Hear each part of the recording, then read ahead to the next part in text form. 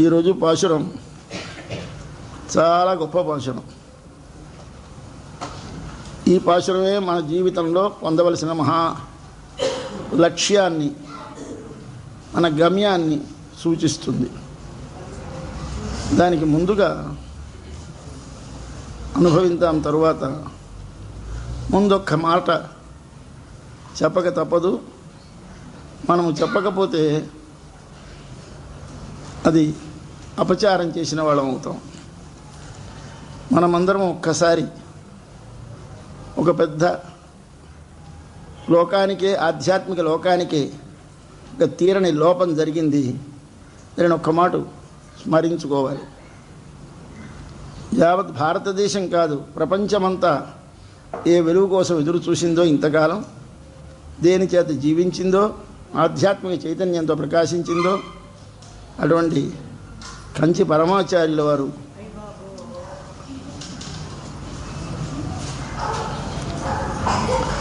అస్తమించారని ఒక వార్త తెలిసింది. అది చాలా అందరికీ పెద్ద ఆఘాతం. దానిని ఎందరో సహించలేని వారు బాధపడుతూ ఉంటారు. అందరూ బాధపడతారు. భారతదేశం కాదు, యావత్ భారతదేశంలో ఒక మహాపురుషులు, అటువంటి మహాపురుషుల అస్తమయ వార్త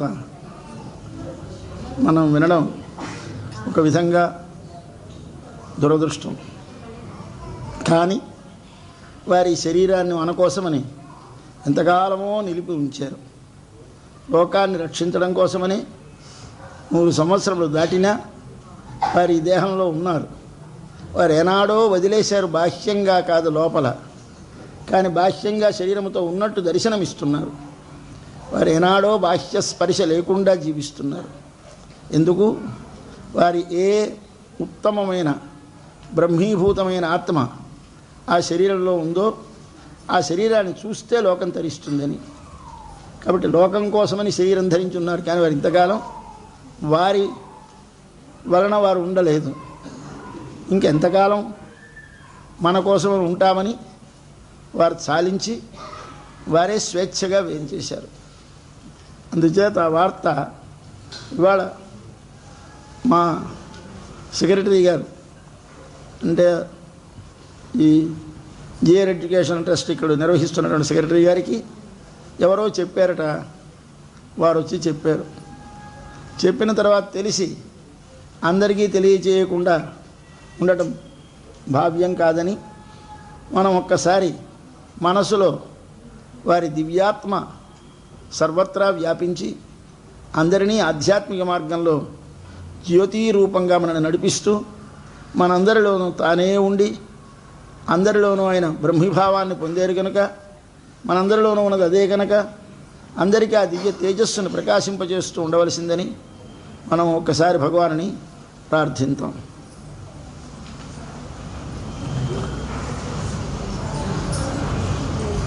ఇంకా ఈనాటి పాశురం ఇది జీవితంలో చేరవలసిన లక్ష్యం, గమ్యం. ఏమిటి పొందాలి మనమందరం?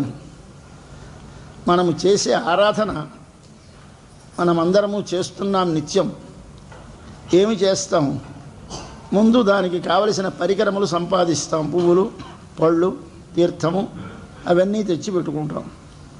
తరువాత కూర్చుంటాం. తరువాత ధ్యానం చేస్తాం. తర్వాత స్వామిని పిలిచి కూర్చోవయ్యా అంటాం. స్వామి మన ఎదురుగా ఉన్న ప్రతిమలోనో ఒక విగ్రహంలోనో సన్నిధానం చేసి కూర్చొని ఉంటారు.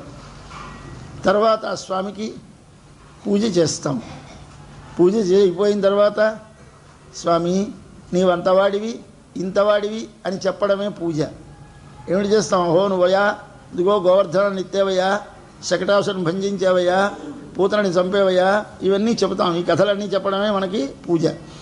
పూజ అంటే ఆయన గొప్పలు చెప్పడమా? కాదు. మన ఆత్మగా ఆయన చేసిన ఉపకారాలను స్మరించుకోవడం పూజ.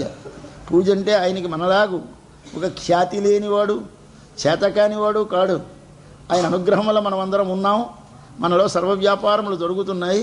ఆయన నువ్వు కీర్తిస్తేనే ఆయన కీర్త్యా? నీ కీర్తి కావాలా? ఆయన ఖ్యాతి కోసం నా పనులు చేశాడా? చేయలేదు.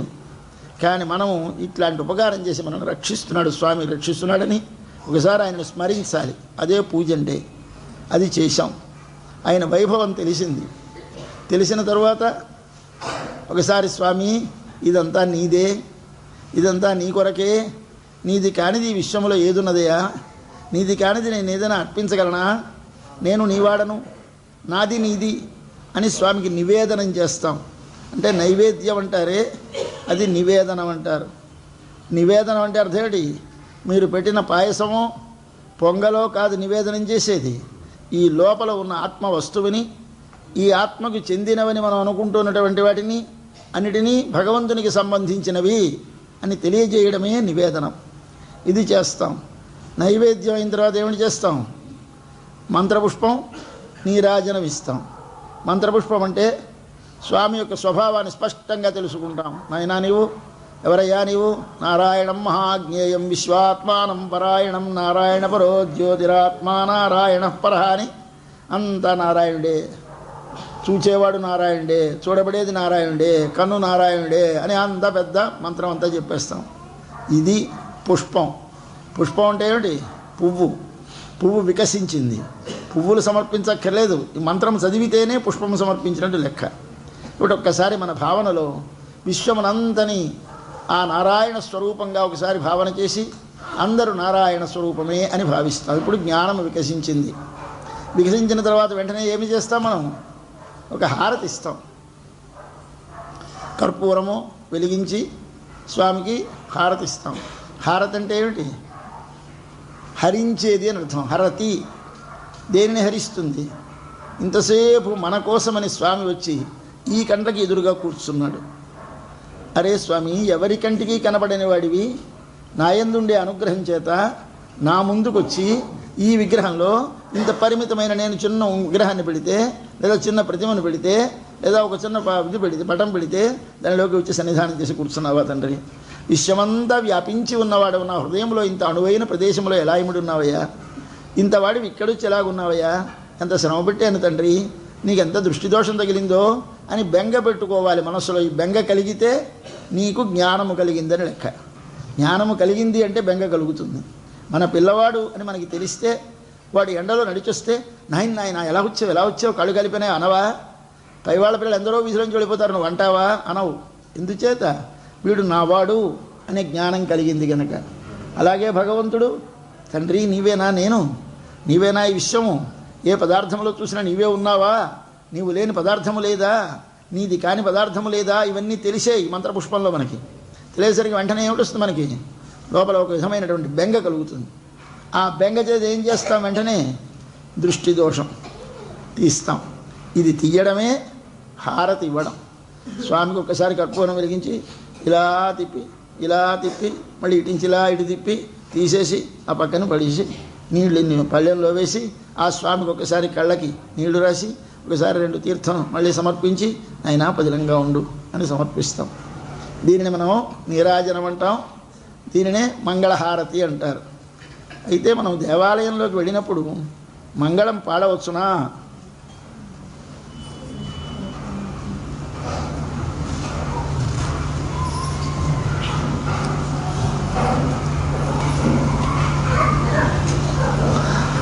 మనం మంగళం పాడవచ్చునా అంటే భగవంతుడి దగ్గర నుంచి మనకి మంగళములు కావాలి. అమంగళములన్నీ మనలో ఉన్నాయి. అమంగళములు నిండి ఉన్నటువంటి మనకి స్వామి మా అమంగళములను తొలగించి నాకు మంగళం కలుగునట్లు అనుగ్రహించు అని ప్రార్థించాలి. ఎవరైనా అలా ప్రార్థిస్తారా? మొదట ఏ కోరికలు కోరినా ఆఖరికి వెళ్ళేసరికి ఏమిటి చేస్తాం? మనం హారతిచ్చి శ్రీయకాంతాయ కళ్యాణ నిధయేర్థినాం శ్రీవేంకట నివాసాయ శ్రీనివాసాయ మంగళం అంటాం. శ్రీనివాసుడికి మంగళమవుగాక, ఇది మనం పాడేది. రాముడైతే మంగళం కోసలేంద్రాయ మంగళం అంటాం. ఇది ఏమిటి? నువ్వు మంగళం పాడడం ఏమిటి? ఇది ఎప్పుడైనా మనం ఆలోచించలేదు. కానీ మనం మంగళం ఆయనకి పాడడం ఏమిటి? ఆయనకి మంగళం కలగాలని నువ్వు ఆశీర్వదిస్తావా? ఆశీర్వదించవు. మరేమిటంటావు? మంగళం కావాలని ఆశాసిస్తావు, అంటే కోరుతావు. స్వామి నీకు మంగళం కలగాలి, నీకు మంగళం కలగాలని మనం కోరుతాం. ఈ కోరడానికి మనకి హక్కు ఉందా లేదా? నీకు నిజంగా ప్రేమ ఉంటే హక్కు ఉంది, నిజంగా ప్రేమ లేకపోతే హక్కు లేదు. నీకు కేవలం జ్ఞానమే కలిగి దాని చేత బెంగ కలక్కపోతే ఎందుకు మంగళం అక్కర్లేదు. బెంగ కలిగితే వెంటనే దృష్టి దోషం తీయాలి, మంగళం పాడాలి. కాబట్టి నీకు బెంగ కలిగిందో లేదో నువ్వు చూసుకో లోపల ఒక్కసారి. తండ్రి, సకల జగత్తుని సృష్టించిన వాడివి కదా, సకల జగత్తుని లోపల ఉండి వ్యాపించి నియమించేవాడివి కదా, అట్టి వాడిని నన్ను అనుగ్రహించడానికి వచ్చి ఇక్కడ కూర్చున్నావా తండ్రి? నా ఈ పామరమైన చెడు కళ్ళతోటి ఎన్నో విషయాలను చూసి ఈ కళ్ళకి నువ్వు కనపడ్డావా తండ్రి? ఎంత ఘోరమైన ప్రేమ చూపించావయ్యా, నీకెంత కష్టం కలిగించానయ్యా అని బెంగ కలగద్దు ఒక్కసారి. కలగ్గానే ఏం చేయాలి? స్వామి నీకు మంగళమవుగాక, నీకు మంగళమవుగాక. ఎందరో చూశారు నిన్ను, నేను ఇంతసేపు పూజ చేస్తున్నప్పుడు ఎందరో చూశారు, నీకు మంగళమవుగాక అని పాడతారు. కాబట్టి ముందేవిడి తెలియాలి, ఆయన గొప్పతనము తెలియాలి. తెలిసిన తర్వాత ఏమి కలగాలి? ఆయనతో మనకున్న సంబంధము తెలియాలి. తెలిస్తే వెంటనే ఆయన గొప్పతనం, అంత గొప్పవాడు మన ఎదురు ఇంత సులభముగా వచ్చాడనేసరికి ఒకసారి క్షమించు తండ్రి, నువ్వు సుఖంగా ఉండు అనక తప్పదు. అర్జునుడు మొట్టమొదటి స్వామిని నియమించాడు. అయ్యా బాయ్, ఎవరైనా సారథి కృష్ణుడు, ఈయన తనకి ముందర నడిపేవాడు, తన రథంలో కూర్చున్నవాడు. సేనయోరుభయోర్మధ్యే రథం స్థాపయ అన్నాడు. ఎంత ఆర్డరో చూడండి, ఇది ఎంత తప్పు పని. సాక్షాత్ భగవానుడిని రెండు సైన్యాల మధ్యలో రథం నిలుపు అన్నాడు. ఎవరిని? ఒక డ్రైవర్ని, ఒక ఓనర్ గారు వెనకాల కూర్చొని అదిగో అక్కడ అలా టర్న్ తిప్పి రైట్ సైడ్ ఆపు అంటాం. అలాగే చెప్పాడు ఈయన. ఎవడు? రెండు సైన్యాల మధ్యలో రథం ఆపు అన్నాడు. అంటే స్థాపయిత్వా రథోత్తమం, ఎస్ సార్ అన్నాడు. తీసుకొచ్చి రథం ఆపాడు. ఎలా చెబితే అలా చేశాడు. చేస్తే ఈయనవడు సాక్షాత్ సర్వజగత్ కారణమైన వాడు, సకల కళ్యాణ గుణాకరుడు. ఈయన మాట విని తీసుకొచ్చి రథం ఆపాడు. ఈయనకి పాపం అంత గొప్పవాడని తెలియదండి. వెళ్ళాడు, 11వ అధ్యాయం దగ్గరికి వచ్చాడు. జరిగి ఒక్కసారి తన విశ్వరూపం చూపించాడు. విశ్వరూపం చూపిస్తే భయపడిపోయినాడు. భయపడిపోయి స్వామి స్వామి పొరపాటు అయిపోయింది, ఇందాక ఏదో తెలియక నేను నిన్ను బావా అన్నాను, కృష్ణ అన్నాను, సఖే అన్నాను, యాదవ అన్నాను, క్షమించు పొరపాటు. నీతో కలిసి ఆడినప్పుడు ఏమైనా పొరపాటు చేసి ఉంటానేమో, పడుకున్నప్పుడు నీ మీద ఏమైనా కాలు వేసానో ఏమిటో, భోజనం చేసినప్పుడు ఏమైనా నా ఎంగిల్ నీ దానిలో పడేసావో ఏమిటో, ఏం చేసినా విహార శయ్య ఆసన భోజనాదిషు నేనేదో అసత్కృతోసి, నేను నీ విషయంలో చాలా అపచారాలు చేశాను, క్షమించు అని ఒక్కసారి ఎక్కడ తిరిగాడు? ఇలా ఎదురు నుంచి దండం పెడుతూ ఒక మాట, అలా పక్క నుంచి ఒక మాట, వెనక నుంచి ఒక మాట, ఈ పక్క నుంచి ఒక మాట, ఇలా చుట్టూ గిరగిర తిరిగాడు. ఇది ప్రదక్షిణ వాడి. ఎందుకు ఈ ప్రదక్షిణం? వాడి గొప్పతనము తెలిసిన తర్వాత ఇంతకుముందు చేసిన తప్పులకి భయపడి ప్రదక్షిణం చేశాడు. ఒక్కసారి నమస్కారం చేశాడు. అలా అంత భయము కలిగింది. ఈ భయము కలిగిన తర్వాత ఇంత వాడిని ఇంత శ్రమ పెట్టి ఇక్కడికి తీసుకొచ్చామే, కాబట్టి ఆయన సుఖంగా ఉండాలి అనేటువంటి మంగళం రాక తప్పదు ఎవడి హృదయంలోంచి అయినా. అట్లాగే మన పిల్లలు, స్వామి నువ్వు ఇంగనే పోందరుళి కోప్పుడియ సీరియ సింహాసన తిరిందు యా మంద కార్యం ఆరాయిందరుడు ఏం దమాయింపోతున్నాడు. స్వామి నువ్వు నీ భవనంలోంచి ఇలా రా. శాసనం ఎవరికి? కృష్ణ భగవానుడికి. నువ్వు ఇలా రా, ఇలా నడిచి వచ్చి మేము పెట్టినటువంటి అక్కడ ఆసనం పెడతాం, దాని మీద కూర్చొని అప్పుడు అడుగు ఏం పని మీద వచ్చారని, దాన్ని పరిశీలించు, అప్పుడు మమ్మల్ని అనుగ్రహించు అని చెప్పారని శాసించారు. పాపం ఆయనంత మాయకుడు, ప్రేమించిన వారు ఏం చెప్తే ఆ పని చేసేస్తాడు. అయ్యో చేయవచ్చా చేయకూడదా అని చూసుకోడు. కేవలంగా మాటలు రాని వాడికి చీటీ రాసి ఇచ్చినట్టు, అబ్బా ఇదిగో ఇలా చెప్పానని చెప్పు అని ధర్మరాజు అర్జునుడు భీముడు చెబితే సరే, అలాగే ద్రౌపది చెబితే అలాగే అన్నీ పుచ్చుకొని వెళ్ళి రాయబారం సభలో చెప్పొచ్చాడు ఈయనే, ఈ కృష్ణుడు వీళ్ళ కోసం. అయ్యా నేను సారథిగా నువ్వు ఉండాలంటే అలాగే రథం నడిపాడు ఈయన, గుర్రాలను కడిగాడు ఈయన. ఏమిటి ఈ సౌలభ్యం స్వామిది, ఇంత సౌలభ్యమా అని ఎప్పుడు తెలిసింది? 11 అధ్యాయాలు అయితే కానీ తెలియలేదు. అలాగే మన పిల్లలకి నడిచి వచ్చేసాడు. ఎవడి కోసం వస్తాడు, రమ్మన్నాం, వచ్చేసాడు అనుకున్నారు. వచ్చి కూర్చున్నాడు స్వామి. ఆయన వీరికి భయం కలిగించడానికి ఒక్కసారి ఇలా కాలు కింద మోపి పీఠం మీద రెండో కాలు ఇలా పైకి తీసి ఇలా పెట్టాడు. ఒక కాలు మీద ఒక కాలు ఇలా వేసుకో కూర్చున్నాడు. అయ్యా ఈ కాలు చూశారండి, అది పాదం చూశారు. ఈ పాదం ఎర్రగా ఉంది స్వామిది. భయం వేసేసింది. కానీ రే అక్కడి నుంచి ఇక్కడికి నడిపించాము, నడిచినందువల్ల కందిపోయి ఉంటుంది, లేదా ఇంత ఎర్రగా ఉంటుందా? ఎంత సుకుమారమైన పాదము స్వామిది. పువ్వు మీద మోపితే కందిపోయే పాదాన్ని మేము తీసుకొచ్చేది పువ్వులో పుట్టిన పరిమళం, పువ్వులో పుట్టిన పరాగం కంటే పరాగం కూడా అబ్బా అబ్బా ఒత్తుతోంది అనుకునేటువంటి లక్ష్మీదేవి వచ్చి ఆయన పాదాలు పడితే ఇలా భయపడుతూ పడుతుందిట. ఇలా పాదాలు నొక్కినప్పుడు, కాళ్ళు పట్టినప్పుడు ఆవిడలే సంకోచిస్తూ ఏమో ఎక్కడ కందిపోతాయో అని అలా మెల్లగా మెల్లగా ముడుతుంది.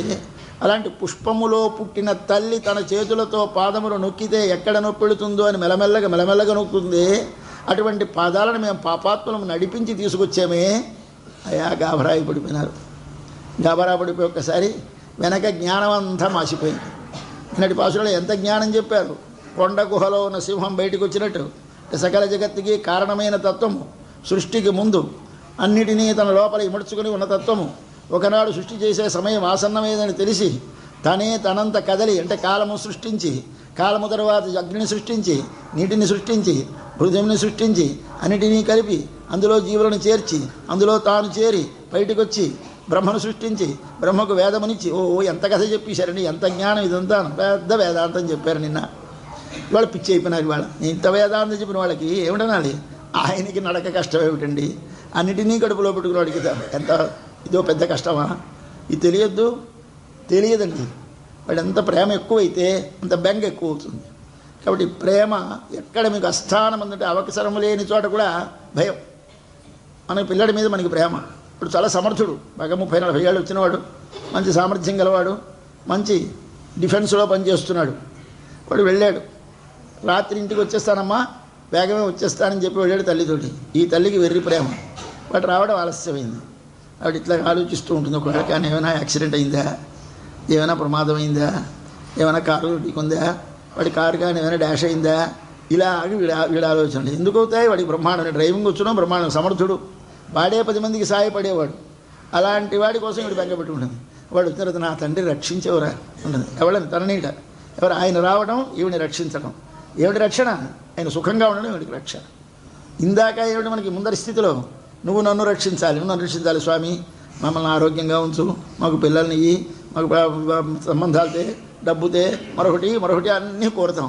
ఇప్పుడు స్వామి మాకు నువ్వే వచ్చినా ఇవ్వకపోయినా బాధ, నువ్వు బదిలంగా ఉండు తండ్రి చాలు అంటాం. ఆ మొదటి దశ ఏమిటి? జ్ఞానము. ఇప్పుడు దశ ఏమిటి? ప్రేమ. కాబట్టి జ్ఞానము బాగా పరిపక్వమైతే అది ప్రేమగా మారుతుంది. ఆయన గొప్పవాడని తెలిస్తే మనకు ఒక్కసారి మనసులో అంత గొప్పవాడు ఇంత సులభంగా మన దగ్గరకు వచ్చేసాడే.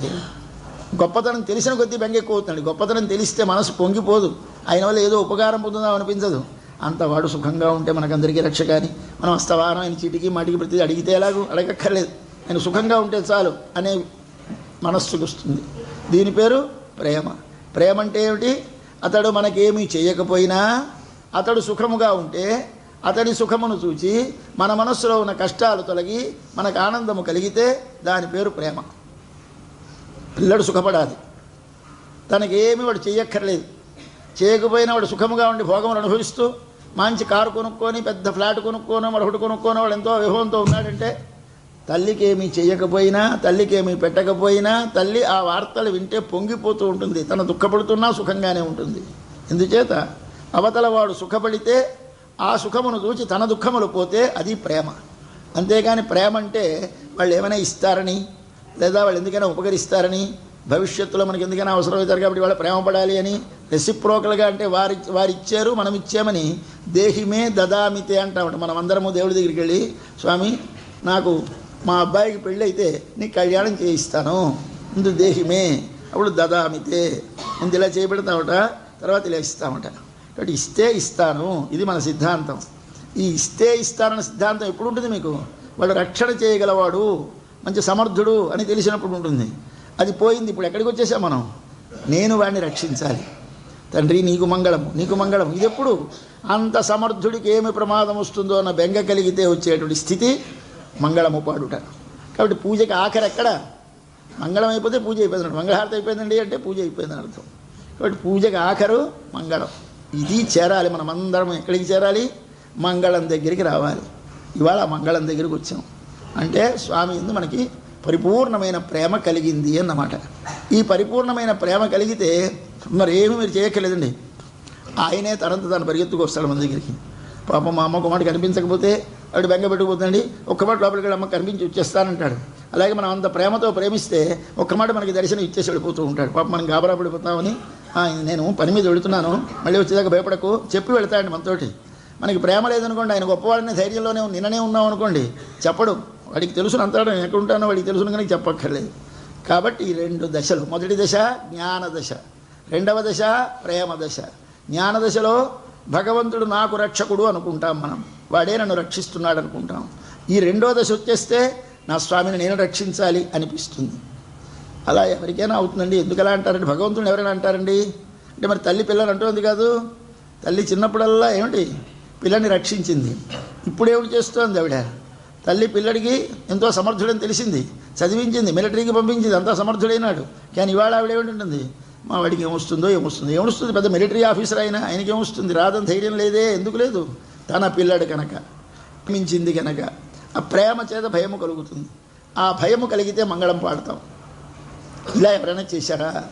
ఓ అంత కథ అదే. రామావతారం, కృష్ణావతారం మీరు ఒక్కసారి చూస్తే ఆ అవతారాలలో ఇదే జరిగింది. రామ అవతారంలో స్వామి విశ్వామిత్రుడి వెంట వెళ్ళాడు. విశ్వామిత్రుడికి ఆయన వచ్చి దశరథుడు రాముడిని మనం అడిగినప్పుడు నేను ఇవ్వనన్నాడు, ఆయన ఇవ్వలేనన్నాడు, చివరికి ఇవ్వనన్నాడు. చూశాడు విశ్వామిత్రుడు. ఆయన ఎవడనుకుంటున్నావు? కేవలంగా నీ కొడుకు అనుకుంటున్నావా? నీ కొడుకు కాడు కదయా. అహం వేద్మి మహాత్మానం రామం సత్యపరాక్రమం అని చెప్పాడు. నేను ఎరుగుదును ఆయన మహాత్ములని, ఆయన నీ కొడుకు రాముడనే పేరుతో పుట్టాడని, ఆయన సత్యపరాక్రమం, ఆయన వాక్కు అన్నాడంటే అది జరిగి తీరుతుంది. ఆయన యుద్ధం చేయక్కర్లేదు, ఇప్పుడు చనిపోవుగాక అంటే పోతాడు. అటువంటి శక్తి గలవాడని నాకు తెలుసిన సంకల్పం మాత్రం చేత సమస్తమును సంహరించగల సమర్థుడైన, తన సంకల్పం మాత్రమే చేత జగత్తును సృష్టించగల సమర్థుడైన అటువంటి వాడు నీ కుమారుడై లోకంలో అందరికీ ఉపకరించాలని వస్తే వాడిని దాచుకొని ఇంట్లో పెట్టుకుంటావా అని అడిగాడు. ఇది మనకు ఒక మంత్రం. అహం వేద్మి మహాత్మానం రామం సత్యపరాక్రమం. దీనిని వేదంలో మంత్రాన్ని శ్లోకంగా రాసేశాడు వాల్మీకి మహర్షి. వేదాహమేతం పురుషం మహాంతం ఆదిత్యవర్ణం తమసః పరస్తాత్ అని ఉంటుంది. వేద ఎరుగుదును, అహం నేను, ఏతం పురుషం ఈ వీణ్ణి ఎదురుగా కనిపిస్తున్న వాడిని, మహాంతం మహాత్ముడుగా నేను ఎరుగుదును అన్నది ఉపనిషత్తు. ఇదే అన్నాడు విశ్వామిత్రుడు. ఎవరు? రామం మహాత్మానం అహం వేద్మి, అహం నేను, రామం మన ఎదురుగా కనిపిస్తున్న ఇతన్ని, మహాత్మానం మహానుభావుడుగా, వేద్మి ఎరుగుదును అన్నాడు. అంటే ఏమిటైంది? వేద మంత్రములలో చెప్పిన పరమపురుషుడే నీ కుమారుడైన రాముడని గుర్తించి చెప్పి వశిష్ఠుడికి తెలుసును కనుక ఇదిగో మీ వశిష్ఠుని అడుగు కావలిస్తే అన్నాడు. పంపించవయ్యా అన్నాడు. ఆయన పంపించేశాడు. అయితే ఈయన సాక్షాత్తు పరమపురుషుడని తెలిసిన వాడేనా విశ్వామిత్రుడు? వాడికి భయం ఎందుకండి? ఆయన అందం చూశాడు. ఎప్పుడు ప్రేమ వస్తుందంటే వాడి బలం చూస్తే పర్వాలేదు, వాడిని మనం ఏం రక్షించక్కర్లేదు అనుకుంటాం. వాడి అందం చూడండి ఒకసారి. చూస్తే స్వామికి 2 ఉన్నాయి. లోపల జ్ఞానము, శక్తి, బలము, ఐశ్వర్యము, ఆనందము అన్నీ నిండున్నాయి. కానీ బయటికి చూస్తే ఏమో ఇంత సుకుమారమైన మనిషి ఏమైపోతుందో ఏమిటో, ఎక్కడ కందిపోతుందో ఏమిటో.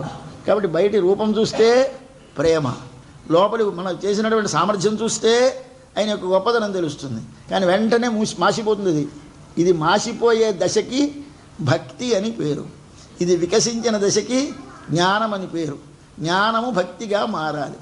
మారకపోతే పువ్వు వికసించి వాసన లేనట్టే. కాబట్టి పువ్వు వికసించిందంటే వాసన రావాలి. వాసన రాకపోతే పువ్వు కాదన్నమాట. అలాగే నీ జ్ఞానం కలిగింది అంటే భగవంతుని యందు ప్రేమ కలిగితేనే అది జ్ఞానం. లేదా జ్ఞానం మనకి ఎక్కడికి చివరా భక్తితోటి. ఈయన చూశాడు, వచ్చాడు. ఆయన తాటకు వచ్చేసింది మీదకి. చంపమన్నాడు. జహి శత్రుం కొట్టేవయ్యా అన్నాడు. ఆలోచించకన్నాడు. సరే రాముడు గురువు వాక్యం మా తండ్రి గారు చెప్పారు, గురువు మాట వినమన్నాడు. కొట్టేశాడు. కొట్టేస్తే అక్కడ ఆయన చూశాడు. చూసి తాటక మీద పడిపోతుంది. ఈయన అంటాడు, ఇంత మహానుభావుడు ఈయన తెలుసున్నాడు కదా, ఇంత భగవంతుడిని తాటక చంపుతుందా? సంపదను ధైర్యంగా ఉండడు. భద్రంతే నీకు మంగళమవుగాక. ఆయనకి ఎవరు? తన యాగాన్ని రక్షణకి పిలుచుకొచ్చినవాడు.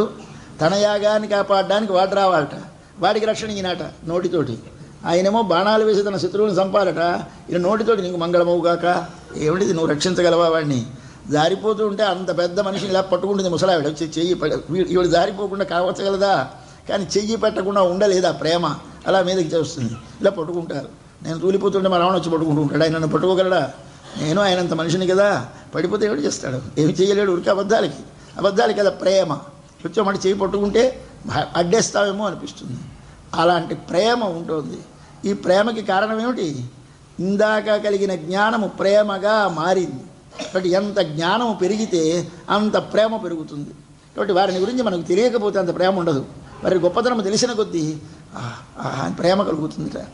అది ఇక్కడ మనకి రాముడి దగ్గర కథ ఇలా వరుసగా మొత్తం రామాయణం అంతా ఒక మాట చివరిదాకా మీరు చూసేస్తే ఎన్ని చోట్ల ఎందరు ఇలాంటి వెర్రి పనులు చేశారో మీకు తెలుస్తుంది. జనక మహారాజు కంటే గొప్పవారు ఉన్నారండి జ్ఞానంలో. యాజ్ఞవల్క్యుడు ఆయన ఆస్థానంలో ఆయనకి చెప్పినవాడు. అటువంటి మహాజ్ఞాని ఆయన. కేవలం కర్మను ఆచరించేవాడు, జ్ఞానముతో కర్మను ఆచరించేవాడు. ఏ విధమైన బంధమును పొందకుండా సిద్ధిని పొందాడు కర్మ ఆచరించి ఆయన. అటువంటి జనక మహారాజు గారు సీతమ్మని కన్యాదానం చేస్తున్నాడు. ఆడపిల్ల తండ్రి కన్యాదానం చేస్తే ఏమిటి సంతోషించాలి? మనకే మగపిల్లడు దొరికాడు, ఆనందంగా ఇవాడు ఉంటుంది. కానీ ఆయన అంటాడు, స్వామి ఇయం సీత మమ సుత, ఇది ఈ అమ్మాయి మా పిల్ల, సహధర్మచరీతవ, నీతోటి కలిసి ధర్మములు ఆచరించడానికి నీ తోడుగా వస్తోంది. కానీ ప్రతి ఇవని నీవు స్వీకరించు అన్నాడు. అనేసరికి చెయ్యి పట్టుకున్నాడు. చెయ్యి పట్టుకోబోతుంటే అమ్మ స్వామి ఇద్దరి చేతులు ఒక చేయి కదిలిసేసరికి ఏమి దివ్య తేజస్సులు రెండొక్కసారి కలిశాయి. యువతల అమ్మ సౌందర్య రాశి, రాముడు లోకాభిరాముడు సౌందర్య రాశి. రెండు సౌందర్యముల ముద్దలు ఒకచోట కలుస్తున్నాయి. చూడండి ఒక్కసారి, కళ్ళు మిరిమిట్లు కలపండి.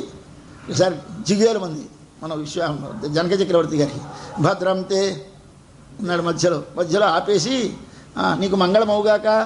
ఎందుకు ఈ మంగళమవుగాక ఎందుకు వచ్చింది ఈ మాట అంటే, అమ్మ స్వామితో హస్తము కలిపేసరికి ఓహోహో ఇంత గొప్ప సౌందర్యమే. త్రిలోక జనని, త్రిలోక రక్షకుడు, మూడు లోకములకు కారణమైన వాడు మన ఇంటికి వచ్చాడు. మూడు లోకములకు కారణమైన తల్లి మన ఇంట్లో పుట్టింది, నాకు కనిపించింది, నేను పెంచాను. ఆహా ఎంత సౌలభ్యం. తల్లి నువ్వు నా కూతురివా, స్వామి నీవు నా తండ్రివా, నా అనుగ్రహించడానికి వచ్చారా? ఎంత శ్రమ పెట్టానమ్మా మిమ్మల్ని, ఎంత కష్టపెట్టానమ్మా అని ఒకసారి ఇద్దరికి మంగళం పాడుతున్నాడు. భద్రంతే. ఇది ఎప్పుడు వస్తుంది?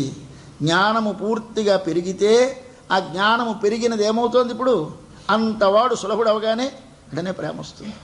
అప్పుడు భద్రంతే అన్నాడు ఆయన. వీళ్ళు మాట కాదు. అడవిలోకి వెళ్ళాడు రామచంద్ర ప్రభు దండకారణ్యానికి సీతాలక్ష్మణులతోటి.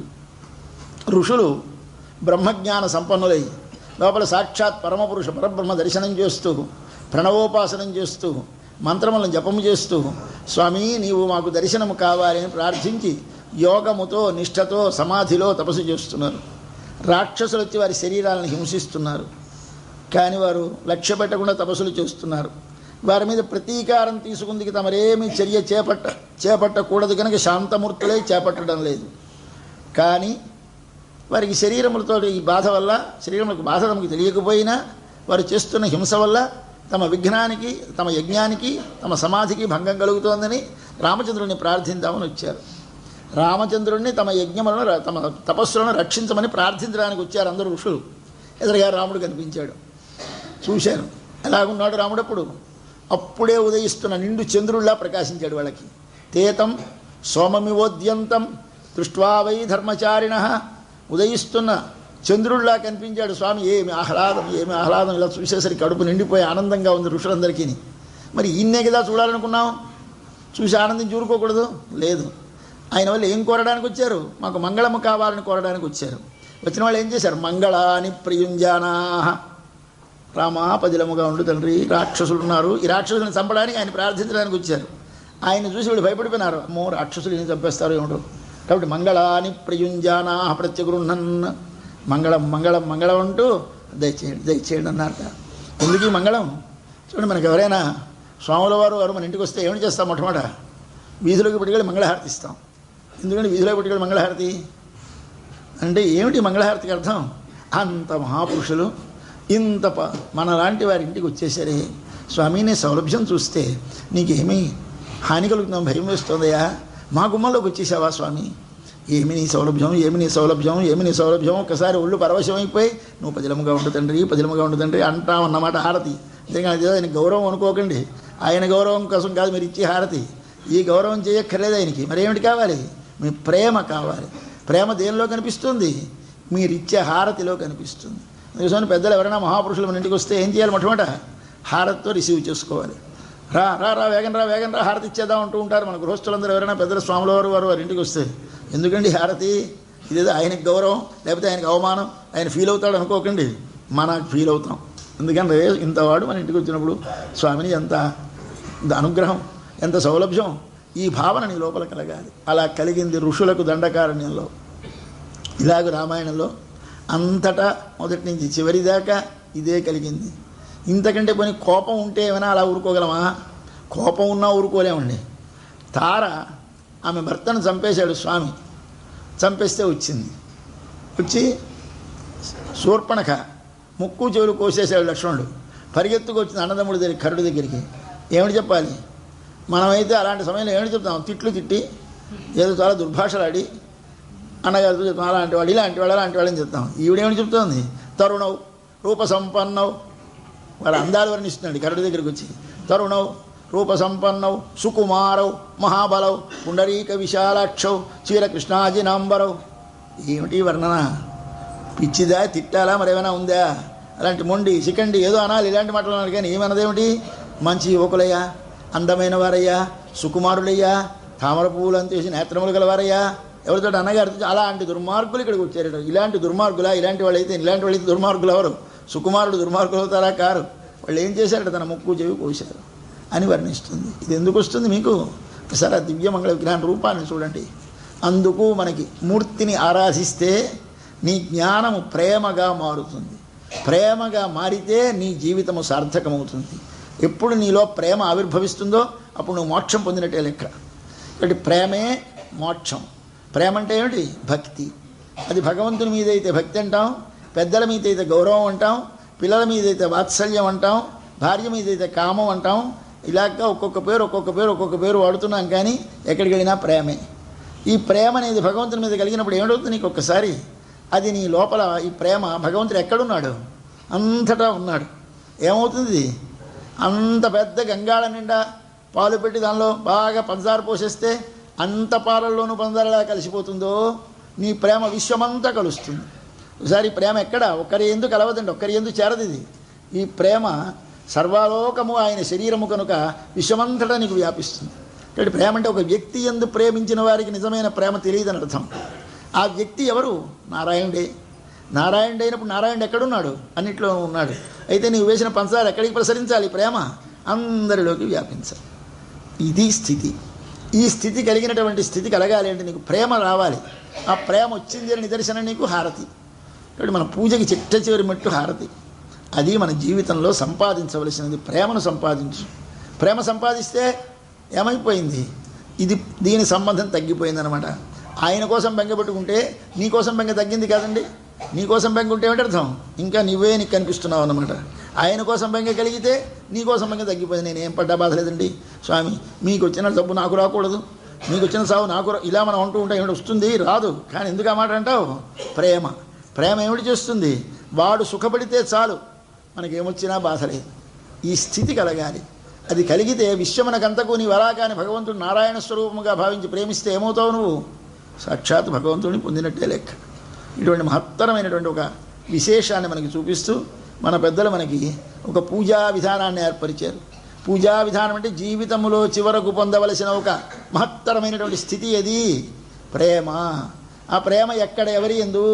ఒక వ్యక్తి యందు కాదు, ఇందరి వ్యక్తులకు లోపల ఆత్మగానున్న నారాయణుని యందు కలిగితే ఏమవుతుంది? విశ్వమునంతను ప్రేమిస్తావు. విశ్వమునంతను ప్రేమిస్తే ఏమవుతావు? నిన్ను గురించి నీకు ఆలోచన తగ్గిపోతుంది. నిన్ను గురించి నీకు ఆలోచన తగ్గిపోతే ఏమైనావు? మోక్షం పొందినట్టే లెక్క. మోక్షం అంటే ఎక్కడికి వెళ్ళిపోకలేదండి, ఇక్కడే ఉండి అన్నిటినీ ప్రేమించే మనస్థితి కలగాలి. అది కలిగితే ప్రతిదానికి ఎక్కడ ఆపద కలుగుతుందో అనే బెంగ నీకు కలుగుతుంది. ఆ స్థితి కలిగితే ఆనాడు నీవు పరిపూర్ణ మానవుడివి, లేకపోతే అసంపూర్ణమైన జీవితం. అటువంటి పరిపూర్ణత్వాన్ని పొందడానికి ఏది కావాలో దాన్ని మన గోపికలు పొందారు. ఇంతకంటే చిత్రం కృష్ణావతారం. రాముడు పోని పెద్ద 25 ఏళ్ళు 24 ఏళ్ళ వయస్సు, మంచి సమర్థుడు, విల్లు అమ్ములు ఇవన్నీ ఉన్నాయి. బట్టి పసిపిల్లడండి మనవాడు కిష్టప్ప. ఆయనకి ఏం చేత కాదు. ఇంకా నెలలో నిండలేదు, చిన్న పిల్లడు. ఉయ్యాల్లో పాలిచ్చి పడుకోబెట్టింది వాళ్ళ అమ్మగారు. ఆవిడ లోపలికి పనుల మీద వెళ్ళింది, పడుకున్నాడు, నిద్రపోతున్నాడని. ఓ రాక్షసి వచ్చింది తల్లిలాగే. వచ్చి తీసింది పిల్లాన్ని, ముద్దు పెట్టుకుంది. పసివాడికి ఏం తెలుస్తుంది? తల్లి ఎవరో తెలియదు, పైదవతో తెలియదు. ఎవరికి? మన కృష్ణుడికి తెలియదుట. తెలియదు ఈయనకి. చూశాడు, ఆవిడ పాలు ఇవ్వడం, ప్రేమతో పాలు ఇవ్వడానికి సిద్ధపడ్డది. పాపం మనవాడికి ఆకలేసింది, అంతలోనే గుటుకు గుటుకు పాలు తాగేశాడు. పాలు తాగేసి ఏం చేశాడు? ఆవిడ చచ్చిపోయింది. పాపం ఈయనకేం తెలుసు? నీకు తెలియదు. ఈయన పాలు తాగాడు అంతే. తాగితే ఆవిడ చచ్చిపోయింది. చచ్చిపోతే ఆవిడ అల్ల ఇతర పడిపోతే ఇలా గుండెల మీద ఉండిపోయినాడండి ఆయన, ఇంతంత పిల్లడు. ఒకసారి ఆ రూపం మీరు చూసుకుంటే విచిత్రమైన, అంత ఊరంతా నిండిపోయేంత శరీరం పడిపోతే ఆ శరీరం గుండెల మీద ఎక్కడ పాలు తాగుతూ ఉన్నాడో అక్కడే గుండెల మీద అత్తుకొని అలా అంటుకుపోయి పడుకున్నాడు మన పిల్లడు. అయ్యా, తల్లి పరిగెత్తుకు వచ్చింది. తల్లి పరిగెత్తుకు వస్తే ఏమిటవుతుంది అప్పుడు? నా తండ్రి ఇంత దాన్ని చంపాడు, వీడికి మనం ఎందుకు బెంగపెట్టుకోవడం అంటుందండి తల్లి. ఇంత రాక్షసిని చంపినవాడు, ఇంత సచ్చువాడు కాడండి, వీడు సామాన్యుడు కాడ, వీడెక్కడ తలకపోవాడు అనిపించదు. నా తండ్రి ఎంత ప్రమాదం రా, ఎంత ప్రమాదం తండ్రి, ఏమైపోయిందో, ఒక నిమిషం ఆపత్తు తప్పింది, ఎందుకు చచ్చిపోయిందో? చచ్చిపోయింది మన అదృష్టం వల్ల కానీ, లేకపోతే ఏమైపోయిందో. అది దానంతట చచ్చిపోయిందా? ఈయన చంపేశాడు, కానీ మనకి ఈయన చంపాడని తెలియదు. అది ప్రేమ కలిగి ఏమిటి చేసింది? వెంటనే పిల్లాన్ని తీసుకొని వెంటనే ఈయనకి రక్షణ పెడుతుంది. ఏమిటది? కేశవుడు నీ శిరస్సును కాపాడుగాక, గోవిందుడు నీ ముఖమును కాపాడుగాక, వామనుడు నీ పాదమును ఏమిటి ఇవన్నీ? ఎవరి పేర్లు ఇవన్నీ? ఎవరివి? ఆయన పేర్లే. ఆయన పేర్లను తెలియవు ఆవిడికి, తల్లికి. ఎందుచేత తెలియవు? ప్రేమ. ఈ ప్రేమ పొంగి ఒకసారి ఆయన నామాలతో ఆయనకి రక్ష. పెరట్లోకి వెళ్ళింది, ఇంత ఆవు మూత్రం పట్టుకొచ్చింది, స్వామికి చుట్టూ తిప్పింది, మీదన పరీక్షించింది. గోమయం పేడ తీసుకొచ్చింది, దీతడిచ్చి పారేసింది. ఏమిటి ఇవన్నీ? ఆయన రక్షిస్తాయని మన విశ్వాసం. ఎందుచేత? ప్రేమ. కాబట్టి ఎవరికి? దేవకి. ఈమెకి తెలియదా అంటే, ఇవాళ తెలియకపోతే బాగుంది. ఎల్లుండి పొద్దున్న వీధిలో కూర్చుంటే ఒకసారి ఆవిడికి నీళ్లు పోస్తోంది, తలంటే నీళ్ళు స్నానం చేయిస్తోంది. చిన్న పిల్లడు పడుకుంటాను, పసుపు ముద్ద నోట్లో పెడతారు. స్నానం చేయించే ముందు ఇంత పసుపు రాసి ఇంత చివరికి ఇంత ముద్ద తీసి నోట్లో పెడతారు. అలా నోట్లో పెట్టి ఇలా అంగుడు నొక్కేసరికి 3 లోకాలు కనిపించాయి. ఎవడి? పసుపు ముద్ద నోట్లో పెట్టి వెలగిత్తిలా పడుకోబెట్టి నీళ్లు పోసే అవస్థలో ఉన్న కృష్ణుడి నోట్లో విశ్వం అంతా కనిపించింది. అమ్మకి దద్దరి వెళ్ళిపోయింది. ఇదేమిటి మనిషా? ఏమిటో తెలియదు. కానీ పసిపిల్లడు ఒళ్ళో ఇంతంత పిల్లడు పడుకొని ఉన్నాడు, 2 కాళ్ళ మధ్యలో పడుకోబెట్టి సరిపోయినాడు. పొడుగు పెరగలేదు, కడుపులో ఇంతకుముందు లేనిదేది కొత్తగా వచ్చి చేరలేదు. తన పసిపిల్లడి నోట్లో ఇవన్నీ వచ్చి ఏమిటి చెప్పమా? ఏమన్నా భూతావేశమా, దైవావేశమా, ఏమిటిది ఏమొచ్చిందో తెలియదు. అయ్యా గాభరా ఒళ్ళు అడిగిపోతోంది, మనసు కదిలిపోతోంది. అప్పుడు వెంటనే ఏమిటి చేసింది? ఏమిటో అందరినీ పిలిచి గాభరా పడిపోతుంది. మళ్ళీ భోషణవు నవ్వేసరికి మరిచిపోతుంది, వెనక సంగతి అంతా మరిచిపోతుంది. ఇది భగవంతుడంటే ఉండే అందం. ఈ అందం మనం అనుభవించాలి. ఇది అనుభవిస్తే మనం మానవులం. అది అనుభవించకపోతే రాక్షసులము. వాళ్ళు ఏమిటి చేశారు? ఆయన్నే చంపడానికి వచ్చారు. మనం ఆయన్ని చూసి బెంగపెట్టుకోవాలి. బెంగపెట్టుకుంటే నువ్వు మనుష్యుడివి. బెంగపెట్టుకోకుండా వాడిని అంతమందించేదామంటే రాక్షసులు. ఇంతకంటే ఏం లేదు. మనలోనే ఉన్నాడు వాడు. ఎవడు? భగవంతుడు. మనం ఏం చేస్తాం? లేడు పెద్ద కబుర్లు చెప్తాం. వాడు లేకపోతే నువ్వు ఉంటావురా? వాడు లేకపోతే నువ్వు నిద్రపోతావా? వాడు లేకపోతే నువ్వు మేల్కంటావా? ఏమీ లేదు. నీ అవస్థలన్నీ వాడి వల్ల వస్తున్నాయి. వాడు ఉన్నాడు కనుక.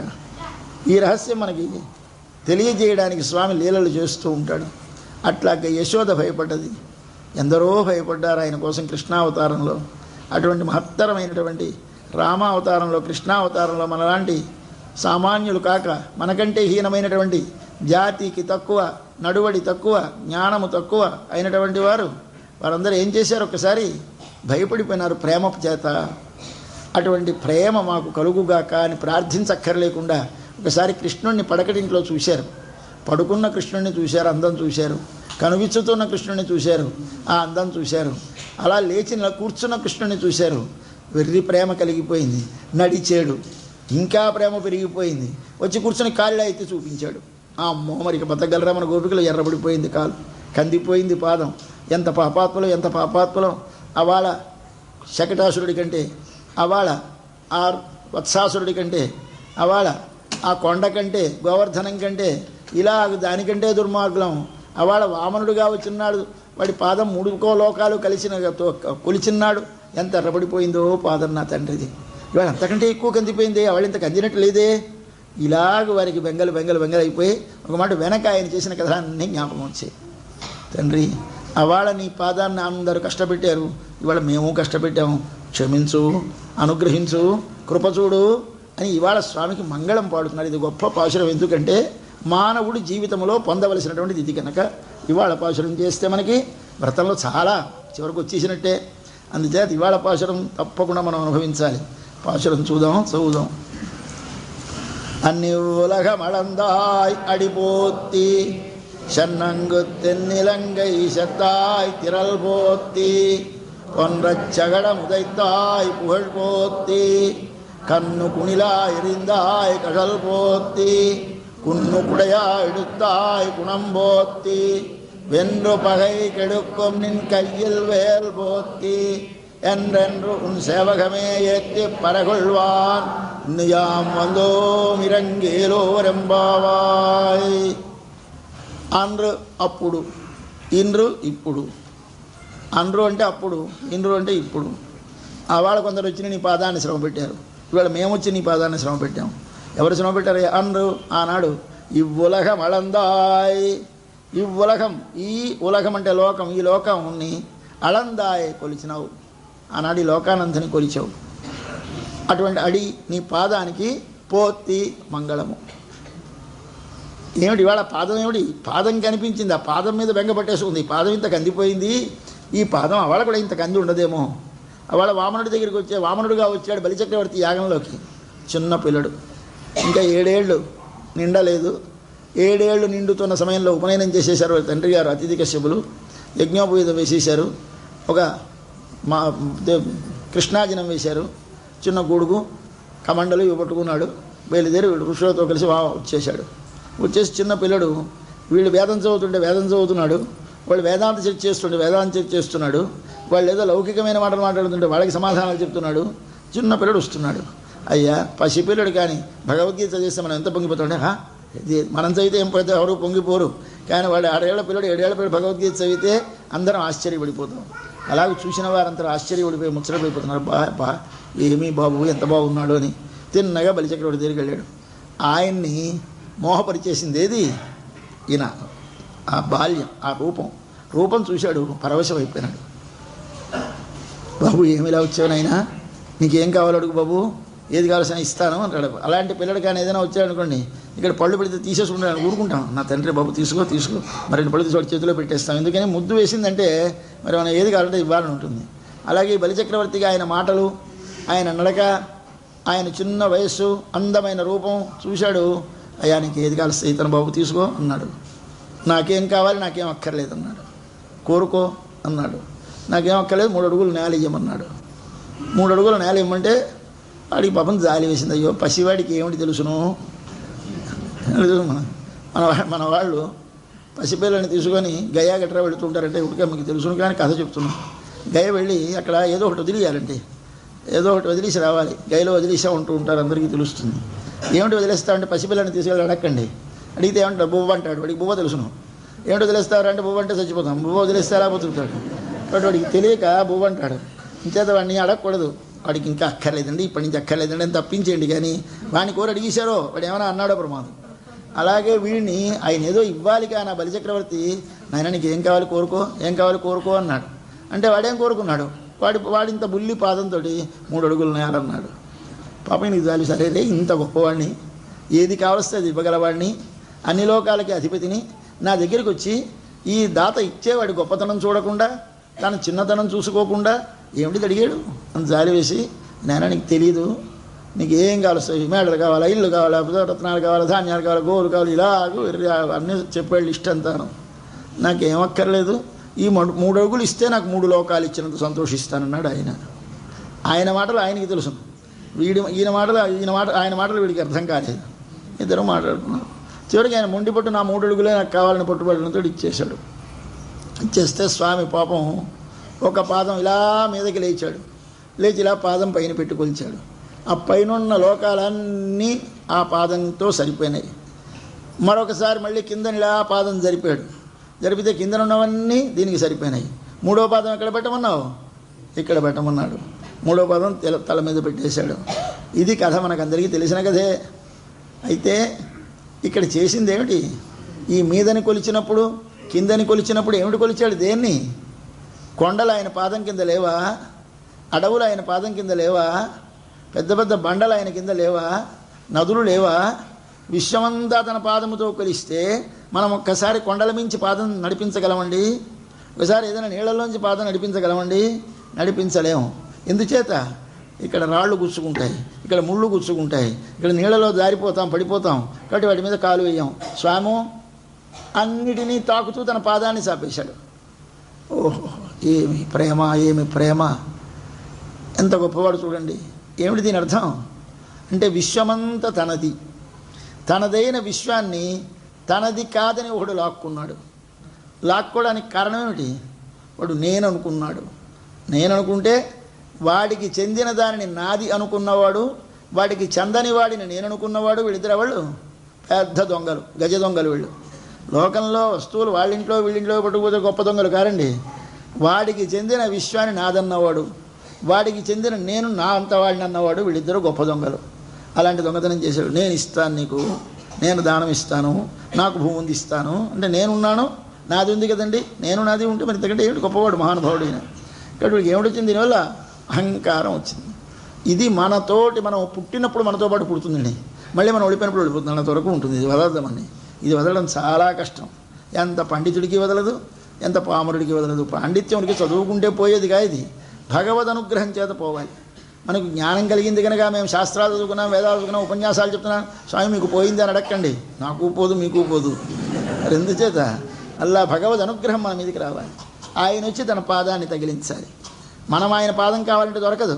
ఆయనే వచ్చి బెంగపడి, అరే పాపం వీడికి ఎలాగైనా మనం రక్ష కల్పించాలని తడిమేటండి ఒక్కసారి భూమి అంతా పాదంతో.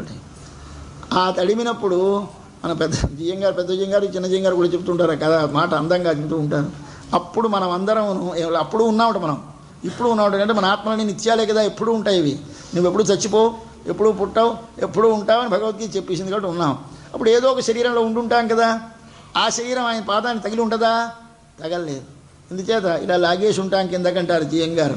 మనం అప్పుడు ఏమిటి చేసామంటే ఇలా మీద నుంచి పాదం వెళుతోందిట, ఏమిటో వచ్చిందని ఒకటి తోసేసట, ఏమిటో వచ్చిందని ఇలా కిందకి వంగిపోయినట్టు. మనకి ఏదైనా మీద నుంచి పడిపోతూ ఉంటే ఇలా పక్కకి తప్పుకుంటాం.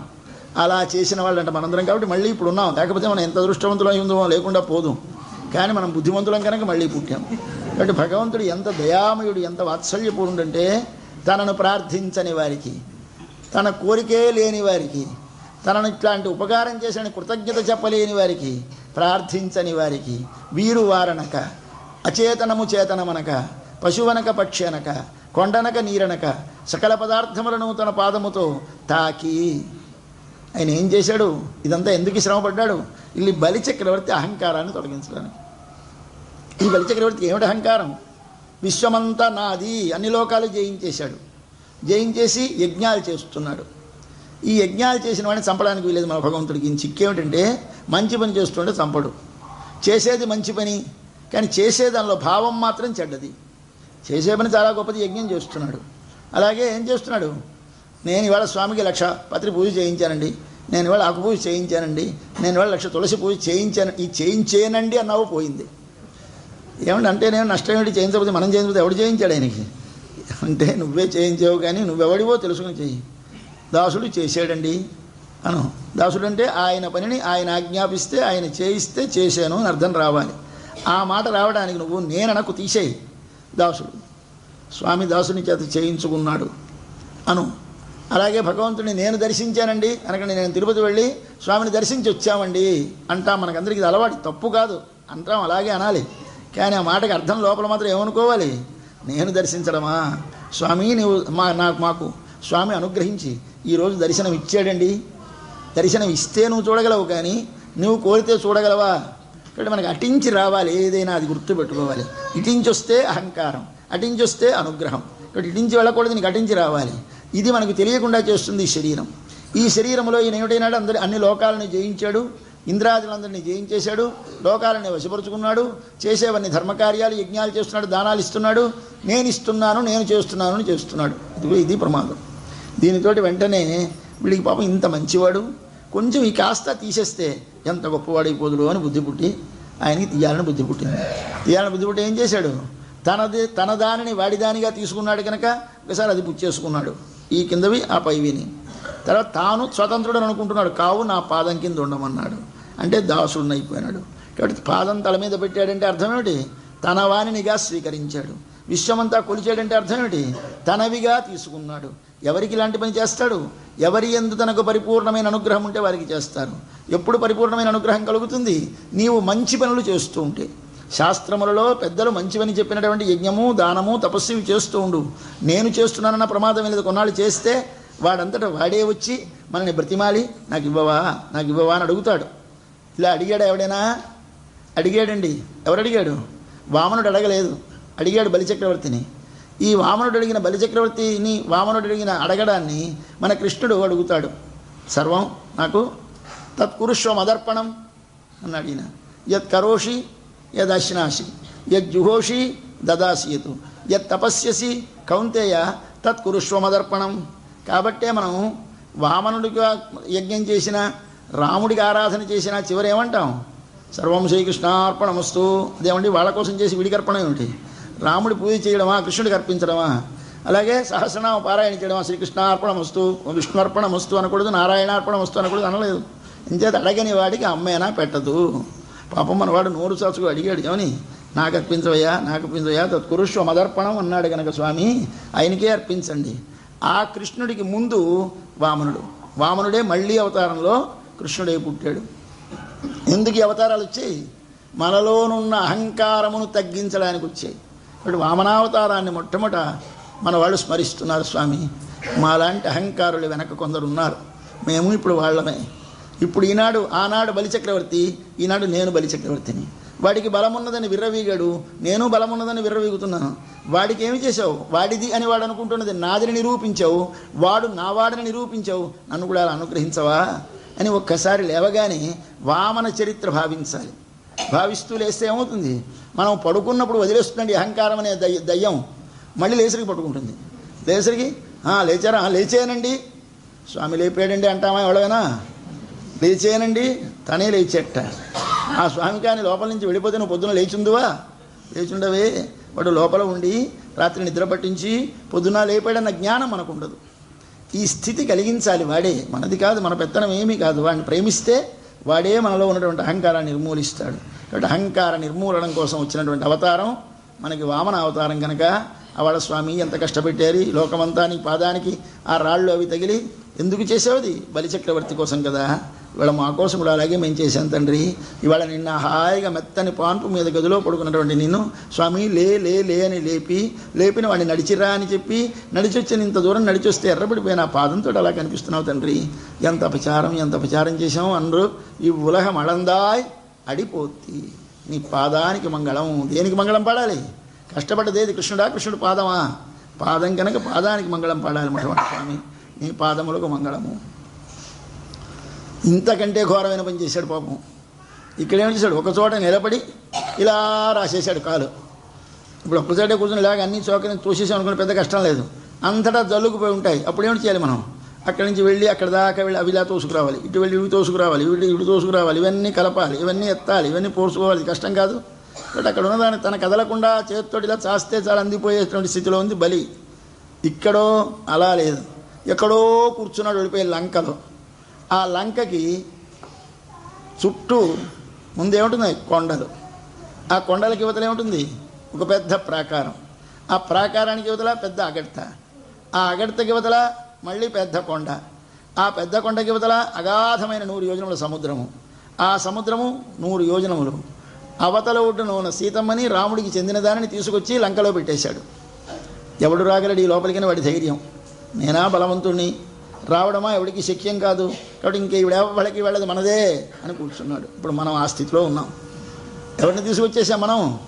మన మనస్సు అనే రావణాసురుడు ఉన్నాడు మనలో ఎక్కడున్నాడు రావణాసురుడు? లంకలో. లంక ఏది? మన శరీరము. మన శరీరం అనే లంకలో రావణాసురుడు అనేవాడు ఉన్నాడు.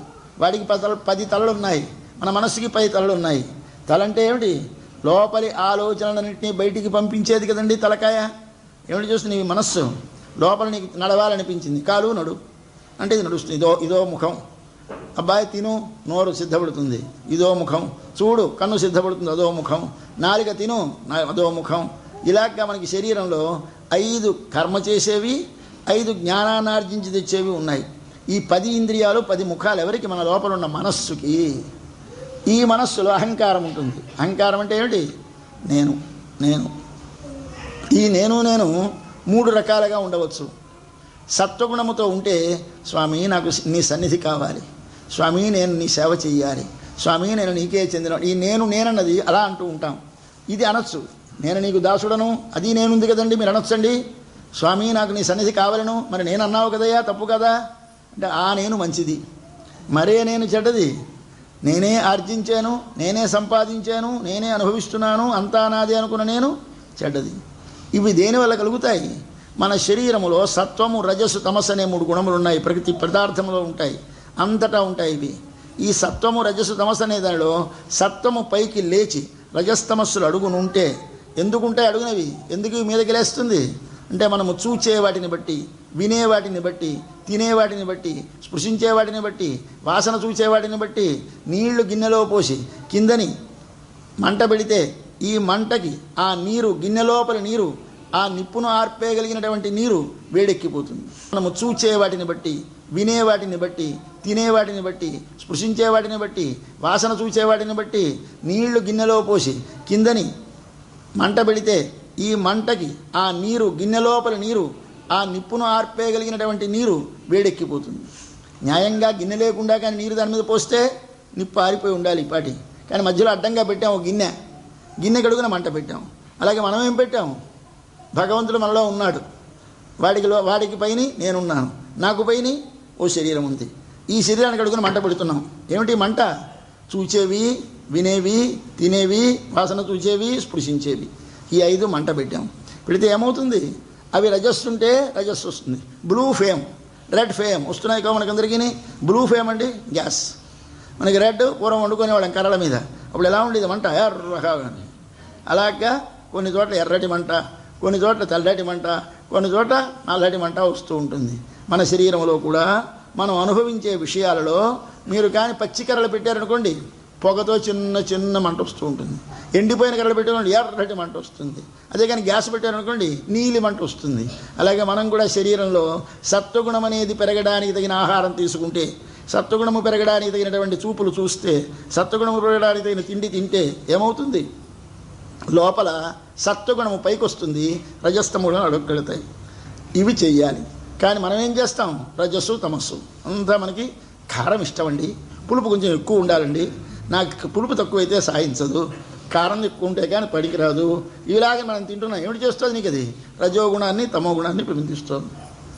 పెంపొందించగానే పొద్దున్న చక్కని గడ్డబెరుగు వేసుకొని బాగా చల్లటి చలిదన్నం తొలనాడు వేసినటువంటి కుండలో అన్నం పొడుచుకొని అది తినేసి కూర్చోండి ఒక్కసారి జపానికి, ఎలాగుంటుందో తెలుస్తుంది. ఏమయ్యా రోజు నాకు నిద్ర రాలేదు, ఇవాళ ఎందుకు వస్తుంది? పుచ్చుకున్న పదార్థం వల్ల. కాబట్టి పుచ్చుకున్న పదార్థంలో ఏముంది? తమోగుణం ఉంది. తమోగుణం ఏం చేసింది? నీ మనస్సులో ఉండేటువంటి తమోగుణాన్ని పైకి లేపింది, రజస్తమస్సును రజస్సత్వగుణాలను అడుగులాగేసింది. అలా కాకుండా నువ్వు మంచి వారితో సహవాసం చేసి, మంచి నడువడి అలవాటు చేసుకొని, మంచి ఆలోచనలు మనసులో కలిగించుకుంటే ఏమవుతుంది? నీ మనస్సు సాత్వికమవుతుంది. ఇప్పుడు సత్వగుణముతో నిండిన మనసు, రజోగుణముతో నిండిన మనసు, తమోగుణముతో నిండిన మనసు, 3 అన్నదమ్ములు లోపల ఉన్నారండి లంకలో.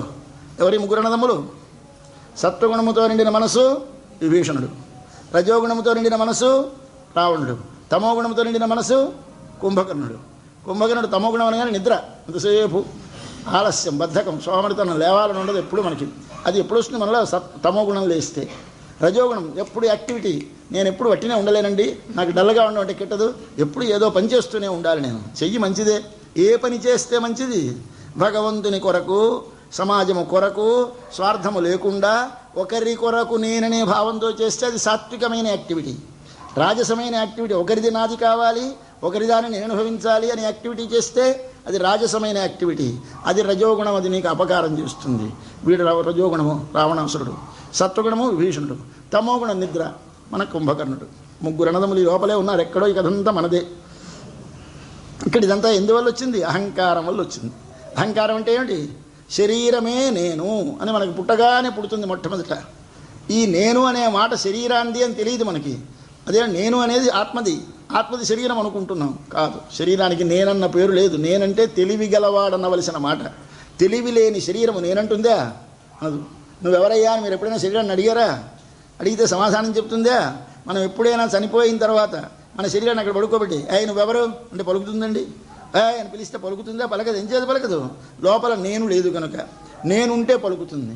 అందుచేత ఇప్పుడు పలుకుతున్నామంటే ఎవరు పలుకుతున్నారు? శరీరం పలుకుతోందా? నేను పలుకుతోందా? శరీరము పలకలేదు, నేను పలుకుతోంది. ఇది మనకు తెలియదు. ఈ అజ్ఞానం ఆవరించడానికి కారణము మనకు ఉండేటువంటి మనస్సులో రజస్తమో గుణాలు ఆవరించడము. ఇది స్థితిలో రాముడికి చెందిన సీతమ్మని నాదిగా చేసి అనుభవించాలి అనే కోరిక మనకి పుడుతుంది. మనం అందరం సీతను అపహరించిన వాళ్ళమే. ఇక్కడే ఈ లంకలో పెట్టాం ఆవిడ్ని. ఎవరు రాముడికి చెందిన సీత? నీ ఆత్మ. ఈ నేను అనేది నీకు చెందినది కాదు, నీ కొరకు కాదు. ఇది వాడిది, వాడి కొరకు. వాడిదైన సీతమ్మని, వాడు అనుభవించవలసిన సీతమ్మని నాదని నేను అనుభవిస్తానని సిద్ధపడ్డావే, నువ్వెవడివి? రావణాసురుడు. వాళ్ళ రావణాసురుడి కోసం ఎంత కష్టపడ్డావు తండ్రి, ఏమిటి చేసావు? షన్రంగు తెన్నిలంగై శత్తాయ్. షన్రు వాడెక్కడో ఉన్నాడు దూరంగా, అక్కడికి నడిచి వెళ్ళావు. షన్రు వెళ్ళి ఇక్కడ ఒక్కచోట నిలబడి పాదం ఆడించేశాడు. అక్కడో ఎన్ని వేల అడుగులు వేసి నడిచేవో తండ్రి. ఆ పాదమునకి ఏమైనా పాదుకలు ఉన్నాయా? రక్ష ఉన్నదా? ఏమైనా వాహనం ఉన్నదా? వాహనము లేకుండా పాదములు నేల మీద రాళ్లల్లో, రప్పల్లో, ముళ్ళల్లో నడిపిస్తూ అడవిలో నడిచి, అడవిలోంచి తిన్నగా సముద్రపుడ్డు దాకా నడిచి, సముద్రం మీద సేతువు మీద నడిచి వెళ్ళి ఆ లంకకి వెళ్ళి 14 రోజులు నిలబడి వాడి కోసం నిరీక్షించి యుద్ధం చేసి వాడిని చంపి ఉద్ధరించావు. ఎవరిని? సీతమ్మని మళ్ళీ నీ దానిగా చేపట్టావు.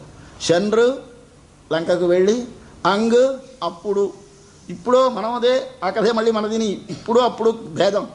అన్రు ఈ ఉలహం అళందాయ్, ఇన్రు మన కోసమే నడిచి వస్తున్నాడు.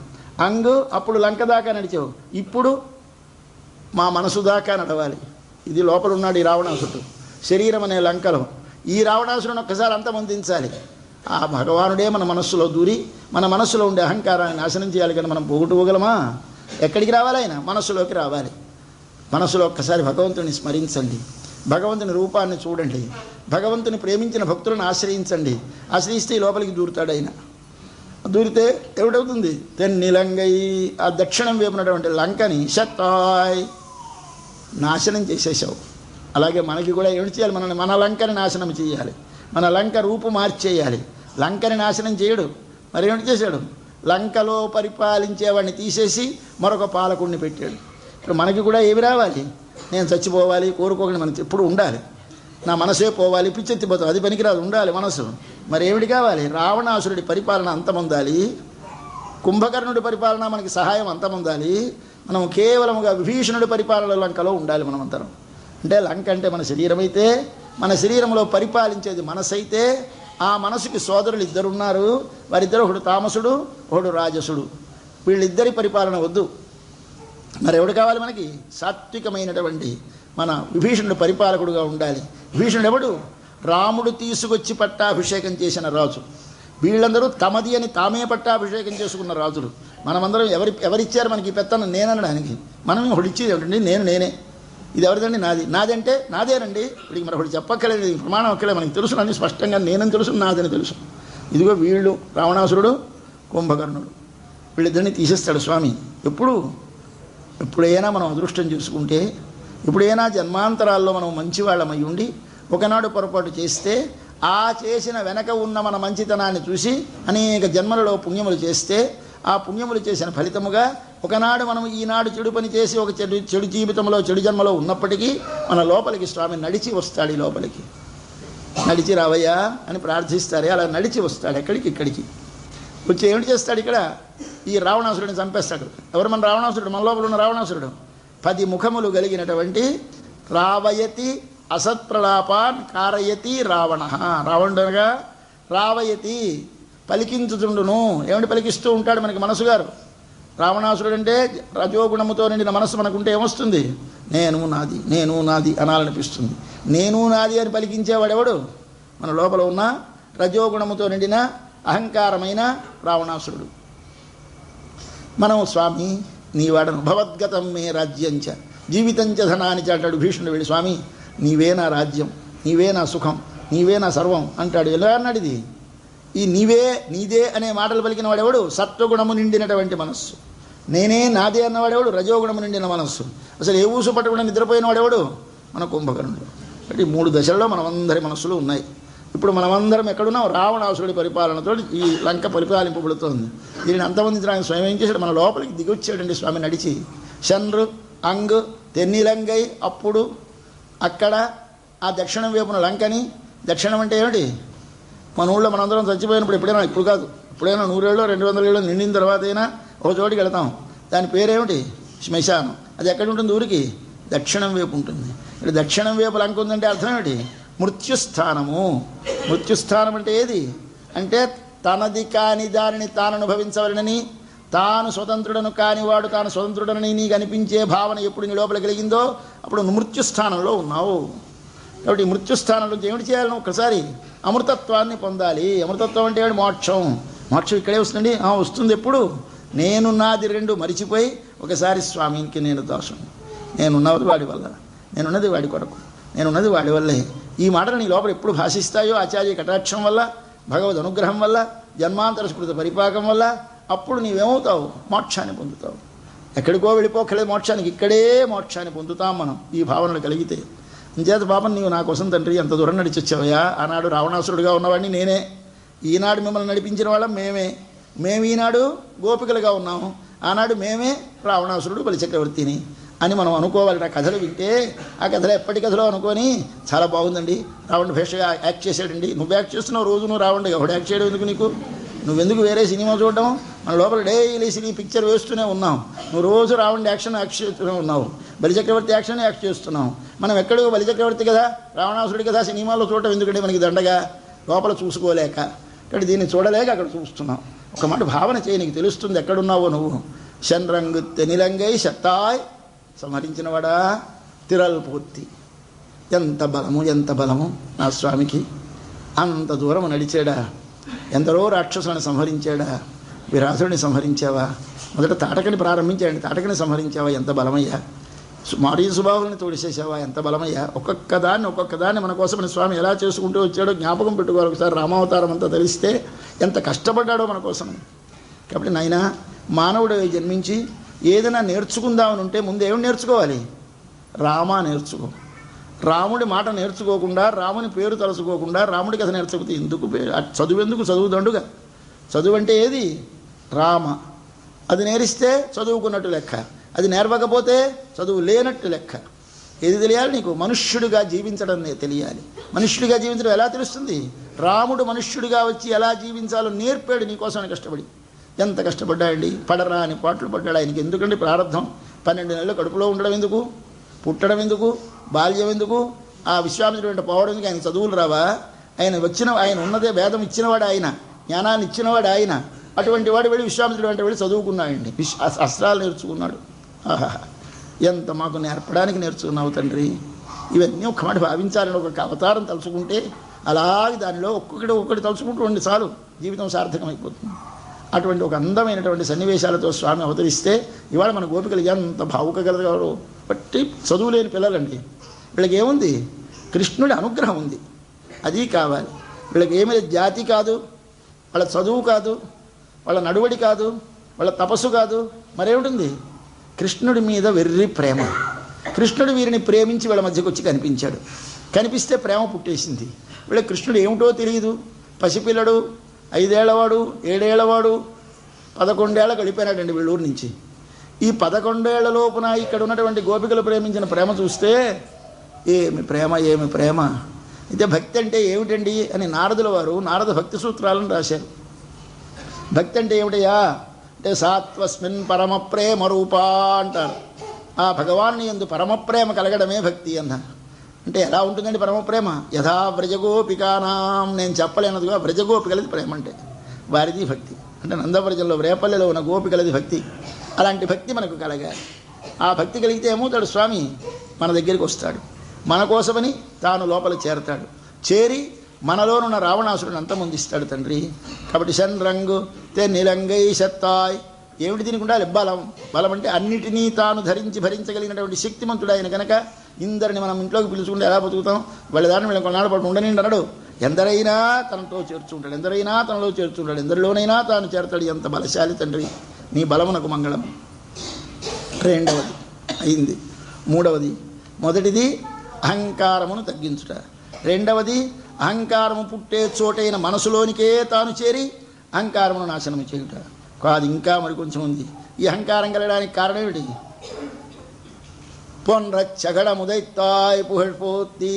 అసలు ఈ శరీరం ఎందుకు మనకి రావాలండి?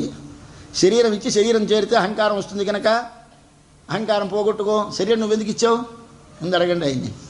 అడిగితేను ఏం మమ్మల్ని హాయిగా శుద్ధంగా నీతోటి పాటు మాలాగే నీ దగ్గర ఉండకూడదు, శరీరం అనేది తగల్చేసావా? అబ్బాయి, శరీరం వస్తే నీకు అహంకారం వచ్చిందో శరీరం నేను అనుకుంటున్నావు, అది పోగొట్టేసుకో. దాన్ని పోగొట్టడానికి ఆయన పుట్టాలి, మళ్ళీ ఇక్కడ అన్ని బాధలు పడాలి. అయితే ఇప్పుడు అంటున్నారు, తండ్రి మాకు దీనికి కారణము కర్మ. ఎందుకు శరీరం వస్తుంది మనకందరికీ? శరీరం పోవాలంటే పోయేది కాదండి, అది నువ్వే తెచ్చుకున్నావు, నువ్వు సంపాదించుకున్నావు. ఎలా సంపాదించుకున్నావు? నువ్వు చేసిన కర్మ వల్ల వచ్చింది శరీరం. కర్మ మనకు వెనక జన్మలలో ఎన్నో కొన్ని కోట్ల కోట్ల కోట్ల జన్మలై ఇవాళ జన్మకు వచ్చాం. ఈ జన్మకి రాకముందు మనం చేసిన కర్మలన్నీ మనం ఇక్కడికి రావడానికి కారణం. మనం చనిపోయేటప్పుడు, ఈ శరీరం విడిచిపోయేటప్పుడు మనతో పాటు మనము చేసిన కర్మలలో ఏవి మనకి బాగా పరిపక్వమై అనుభవించడానికి రెడీ అయిపోయినాయో వాటిని అన్నింటినీ తీసి మరో కొత్త శరీరంలో పెడతాడు మనని. అప్పుడు వెళ్ళినప్పుడు ఎలా వెళతామండి అంటే భగవద్గీత చెప్పింది, నీతో పాటు 6 పట్టుకో వెళతామన్నది. మనతో పాటు 6 వస్తువులను పట్టుకో వెళతా ఉంటాం మనం నెక్స్ట్ మజిలీకి. ఈ ఇంట్లోంచి ఆ ఇంట్లోకి మారేటప్పుడు ఏమిటి? టీవీ పారేము. కొంతమంది బాగా డబ్బును వాళ్ళది టీవీ వేలం వేసేస్తారు లేదా అమ్మేస్తారు. బాగా అక్కర్లేని వాళ్ళు పాపం టీవీ మోసుకుపోవాలి, ఇంట్లో ఉన్నటువంటి వంట సరుకులన్నీ పట్టుకెళ్ళాలి, అక్కడికి వెళ్ళగానే తినడానికి ఏవో పదార్థాలు ఇవన్నీ పట్టుకెళ్ళాలి. ఇక్కడ కొన్ని అవసరమైన సరుకులతో మాత్రం ఎలా వెళతారో అలాగే మనం కూడా ముక్కును వదలం, కన్నును వదలం, చెవిని వదలం, నాలికను వదలం, చర్మాన్ని వదలం. ఈ 5 మనతో పాటు వస్తాయి. కాబట్టి ఇప్పుడు కాదు, కొన్ని కోట్ల జన్మల నుంచి మనం వీటికన్నిటికీ పట్టుకో వస్తున్నాం. కాబట్టి దీనికి ఎంత మసి పట్టుంది?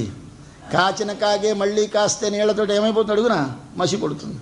అలాగే మనం ఈ ఇంద్రియాలతో ఎన్ని చూసామో, ఎన్ని తిన్నామో, ఎన్ని విన్నామో, ఎన్ని వాసన చూసామో, ఎంత రజస్ అంటిందో, ఎంత తమస్ అంటిందో, నల్లగా మాడిపోయి ఉన్నాయి. కానీ వదిలేమే, మాడిపోయింది పాయసి కొత్తది కొనుక్కుంటామా? మళ్ళీ పట్టుకొస్తాం ఇక్కడికి కూడాను. అలా పట్టుకొస్తున్నామట మనం ఈ జన్మలన్నింటిలోనూ. లోపలి మనసు ఒక దాన్ని పట్టుకొస్తాం. ఈ 6 మనతో పాటు వస్తాయి. ఈ వచ్చినటువంటి ఎందుకు వస్తున్నాయండి మరో చోటికి? ఇది ఎలా వస్తున్నాయండి? ఇదిగో శరీరం అనేటువంటి బండి మీద ఎక్కువస్తాయి. ఈ శరీరం బండి, ఈ బండి మీద ఎక్కువస్తాయి. దీన్ని పోవాలి. ఎలా పోతుంది బండి అంటే ఈ బండికి ఆయన కాలు తగలాలి. ఇందాక పాదం రాయాలి, రెండవసారి పాదం నడిచి రావాలి, మూడవసారి ఆ పాదము తగలాలి. ఎవరికి తగిలింది? ఇప్పుడు శగడముదైత. శగడం అంటే బండి, శకటం అంటే బండి. బండికి శకటం అని పేరు. శకటం అంటే మన శరీరానికి పేరు.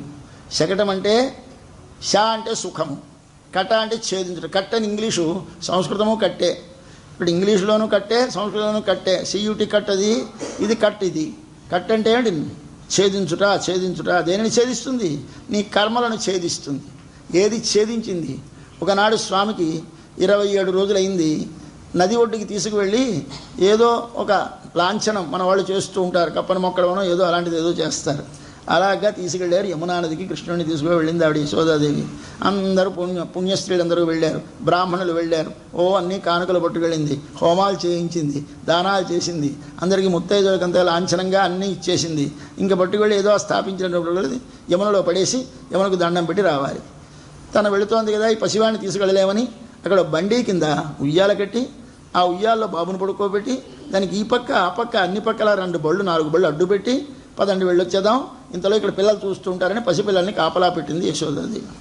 వెళ్ళారు అందరూ యమునకి. వెళ్ళేసరికి వీళ్ళు అక్కడికి వెళ్ళారు. ఇక్కడ మన పిల్లాడికి పాలు తాగిన బాబుకి ఆకలేసేసింది. ఈసారి పెద్ద ఏడుపు చేస్తున్నాడు, మీద కాలెత్తాడు ఇలా ఇలా పడుకొని. ఎలా ఉందో పాదం చూడండి ఒక మాట. లేత పాదం, ఎర్రని పాదం, చిగుళ్ళు ఇలా పొట్లం కడితే చిగుళ్ళు దగ్గరగా ఉంటే, ఎర్రటి చిగుళ్ళు అలా పైకి ఉంటే ఎలా కనిపిస్తుంది అలా కనిపిస్తుంది ఆ పాదం.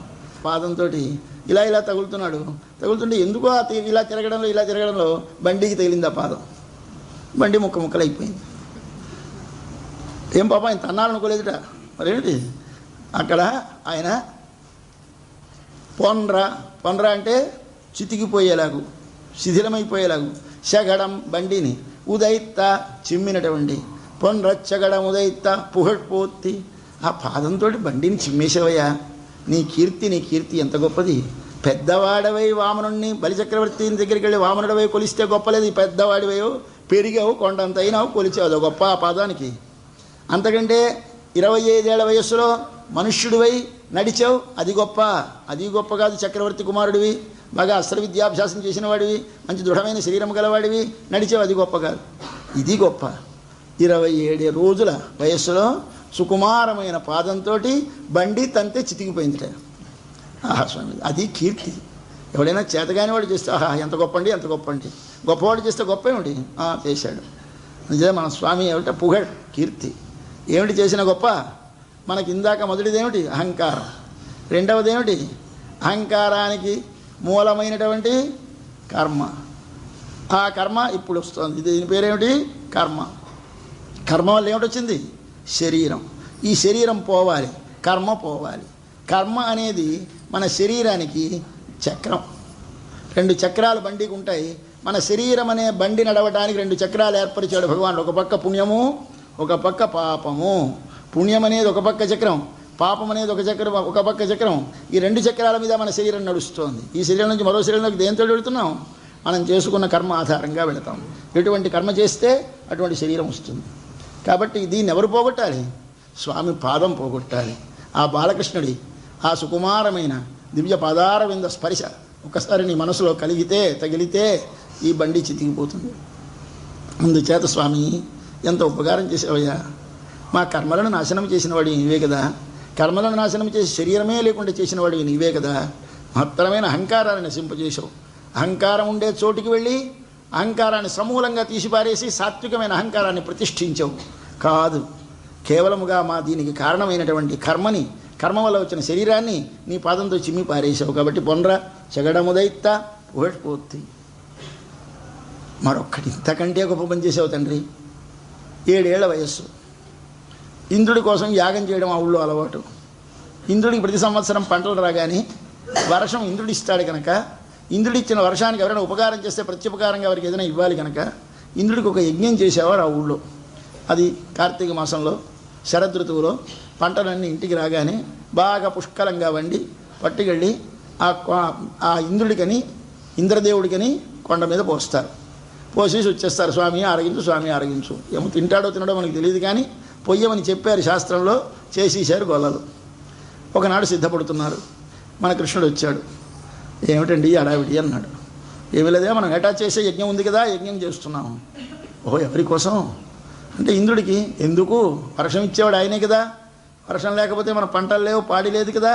కాబట్టి పంట పండితే పాడి వస్తుంది, ఆవులు మేస్తాయి, ఆవులు మేస్తే పాలు వస్తాయి, పాలు వస్తే నీకు వెన్న వస్తుంది.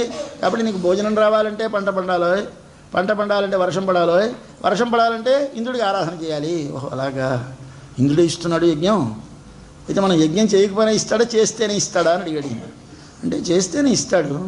అంటే చేస్తే ఇచ్చేవాడైతే మనం చేస్తే చేయకపోతే ఇవ్వడు కదా, చూద్దాం మానేసి అన్నాడు. లేదయ్యా తప్పకుండా చెయ్యాలి. ఎంచేత చెయ్యమని శాస్త్రం చెబుతోంది. ఎవరికి చేయమని చెబుతోంది? ఇంద్రుడికి. ఇంద్రుడు అంటే అన్నాడు. ఇంద్రుడు అంటే ఒక రాజు, దేవతలకందరికీ రాజు. అదే అర్థం చెప్పాలి వాళ్ళకి. దానికోసం ఈ సంవత్సరం మానిపించేశాడు. ఇంద్రుడు అంటే ఎవరో చెప్పాలి. ఇంద్రుడు అంటే ఎవరు? ఈయన దేవలోకాన్ని పరిపాలించేవాడు కాడు. ఆ ఇంద్రుడికి లోపల నేనున్నాను. ఈ నేనంటే ఎవరు? కృష్ణ భగవానుడు ఉన్నాడు, అంటే నారాయణుడు ఉన్నాడు. ఆయన ఏమిటి చేస్తున్నాడు? లోపల ఉండి వాడికి అబ్బాయిని వర్షం ఇయ్యి అని ఒక అధికారం ఇచ్చాడు. ఈ శరీరముతో ఆ పని చేస్తున్నాడు. ఇవాళ మనం భర్తగా ఉంటే, ఇవాళ మనం భార్యగా ఉంటే, మళ్ళీ జమలో భర్త భార్య అయిపోవచ్చు, భార్య భర్త అయిపోవచ్చు. అంటే శరీరం శరీరానికి భర్త భార్యను, ఆత్మ ఆత్మకి భార్య కాదు, భర్త కాదు. కాబట్టి నేను ఎప్పుడూ భార్యనే, నేను ఎప్పుడూ భర్తనే అని అహంకరించడానికి వీలుందా? మనకి లేదు. ఇంత లోపల వాడు ఉండి కర్మానుగుణముగా ఒక్కొక్క రకమైన శరీరం ఇస్తే లింగభేదం వస్తోంది, గుణభేదం వస్తోంది, వయోభేదం వస్తోంది, అన్నీ వస్తున్నాయి. కాబట్టి శరీరానికి వచ్చినటువంటి ధర్మాలన్నీ దేనివి? ప్రకృతివి. లోపల ఉన్న ఆత్మ ఏ విధమైనటువంటి మార్పులు లేనిది. అటువంటి ఆత్మ శరీరంలో ఉంది కర్మ వల్ల. అందుచేత మనం ఇది తెలియక చేస్తున్నాం. ఇప్పుడు ఏం చేస్తాడు స్వామి? ఈ బండికి కారణమైనటువంటి కర్మని చిమ్మి పారేయాలి. పారేస్తే శరీరం అదే బదులైపోతుంది. కాబట్టి పాదం తగల్చాడు. దాన్ని చెప్తున్నారు ఈ దీనిలో. ఇది అయిపోయిన తర్వాత వర్షం మానిపించేశాడు. ఇంద్రుడికి కోపం వచ్చింది. ఏటా పెట్టి భోజనం మానిపించాడు. ప్రతి సంవత్సరం మంచి శరదృతువులో రాత్రి వెన్నెల్లో విందు చేసుకుంటూ ఉంటారు మన ఆఫీసర్స్ అందరూ. ఎందుకని ఆ రోజున ఏదో మూన్ లైట్ డిన్నర్ అని ఆ వెన్నెట్లో డిన్నర్ పెట్టుకుంటారు. రాత్రి అందరూ మగ ఆడ అందరూ చేరతారు, పుష్కలంగా తింటారు, తాగుతారు, డ్యాన్స్ చేస్తారు, మంచి ఆనందంగా వచ్చేస్తారు. ఇది కదా మనం ఏటా చూస్తున్న పని. అలాగే వీళ్ళు చేస్తున్నారు. చేస్తుంటే స్వామి వచ్చి వద్దన్నాడు. వద్దంటే ఏమిటైంది? అయ్యా ఆయన కోపం వచ్చింది. ఈయనన్నాడు, అసలు ఇవి ఇంద్రుడు కాదు, మన ఆవులు లేకపోతే మనం బతుకుతామా?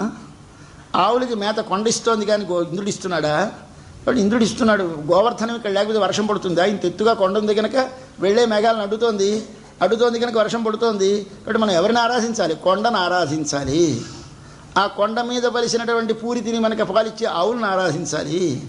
దీనికి కావలసినటువంటి ఏది, ఏ యజ్ఞం చేయాలన్న మంత్రం ఉండాలి, బ్రాహ్మణులు ఉండాలి. అంటే మనం ఇప్పుడు యజ్ఞం ఏమిటిది? గోవర్ధన యజ్ఞం. ఇది వరుణ యజ్ఞం, ఇంద్రయజ్ఞం కాదు. గోవర్ధన యాగం చేద్దాం, గోవర్ధనాన్ని ఆరాధించాను రండి అన్నాడు. అని గోవులకు పూజ, గోవర్ధనానికి పూజ ఏర్పాటు చేశాడు. ఎవడు? ఇంద్రుడు యాగం చేసే రోజున. ఆయన అక్కడి నుంచి చూస్తున్నాడు, ఎదురు చూస్తున్నాడు, ఎప్పుడు నిన్నక ఇన్విటేషన్ వస్తుందో. రైట్, రాత్రి వెళ్ళిపోదాం అన్నప్పుడే 2 రోజుల నుంచి సాపాటు మానేసి కూర్చున్నాడు. వెళితే వాడు పుష్కలంగా తినొచ్చు అని. ఈయనకి కాస్త ఇన్విటేషన్ మానేశారు వీళ్ళు. ఇంద్రాగచ్చ, హరి ఓ ఆగచ్చ అని పిలవడం మానేశారు. మానేసరికల్లా ఆయనకు చాలా తీవ్రమైన కోపం వచ్చింది. ఈ పిల్లవాడు ఏం చేయిస్తున్నాడు? పసివాడు. వీడందరినీ పట్టుకెళ్ళి వండండి అన్నాడు. అన్ని పదార్థాలు వండించేశాడు. గారెలు వండారు, పాయసం వండారు, అప్పాలు వండారు, అన్ని పదార్థాలు వండారు. అందరూ గంపలతోటి బళ్ళతోటి పట్టుకొచ్చేశారు. బళ్ళతో పట్టుకొచ్చిన కొండ మీదకి పట్టుకుపోయారు. కొండ శిఖరం మీద పోసేశారు. పోసేసిన తర్వాత కిందని అందరం గోవర్ధనాన్ని ప్రదక్షిణం చేద్దాం రండి అన్నాడు. అందరితో కలిసి నమస్కారం చేస్తూ తాను కూడా వారి మధ్యన గోవర్ధనం చుట్టూ తిరుగుతున్నాడు. గోవర్ధనం చుట్టూ తిరుగుతుంటే కనపడొద్దు ఇంద్రుడు మీదని. మన గోవర్ధనుడు లేవాలి. గోవర్ధనంలోంచి గోవర్ధనుడు అనేవాడు లేచి కనిపించాలి. మీకు ఎప్పుడైనా ఇంద్రుడు కనిపించాడా? లేదు. ఇవాళ కనిపిస్తాడు చూడండి అన్నాడు. వెళ్ళి ఆ కొండ మీద తను నిలబడ్డాడు. నేనే గోవర్ధనాన్ని అన్నాడు అక్కడ నిలబడి. ఏమి చిత్రమైన రూపం ఇది! భగవత్ తత్వం అంటే అర్థం తెలియాలి.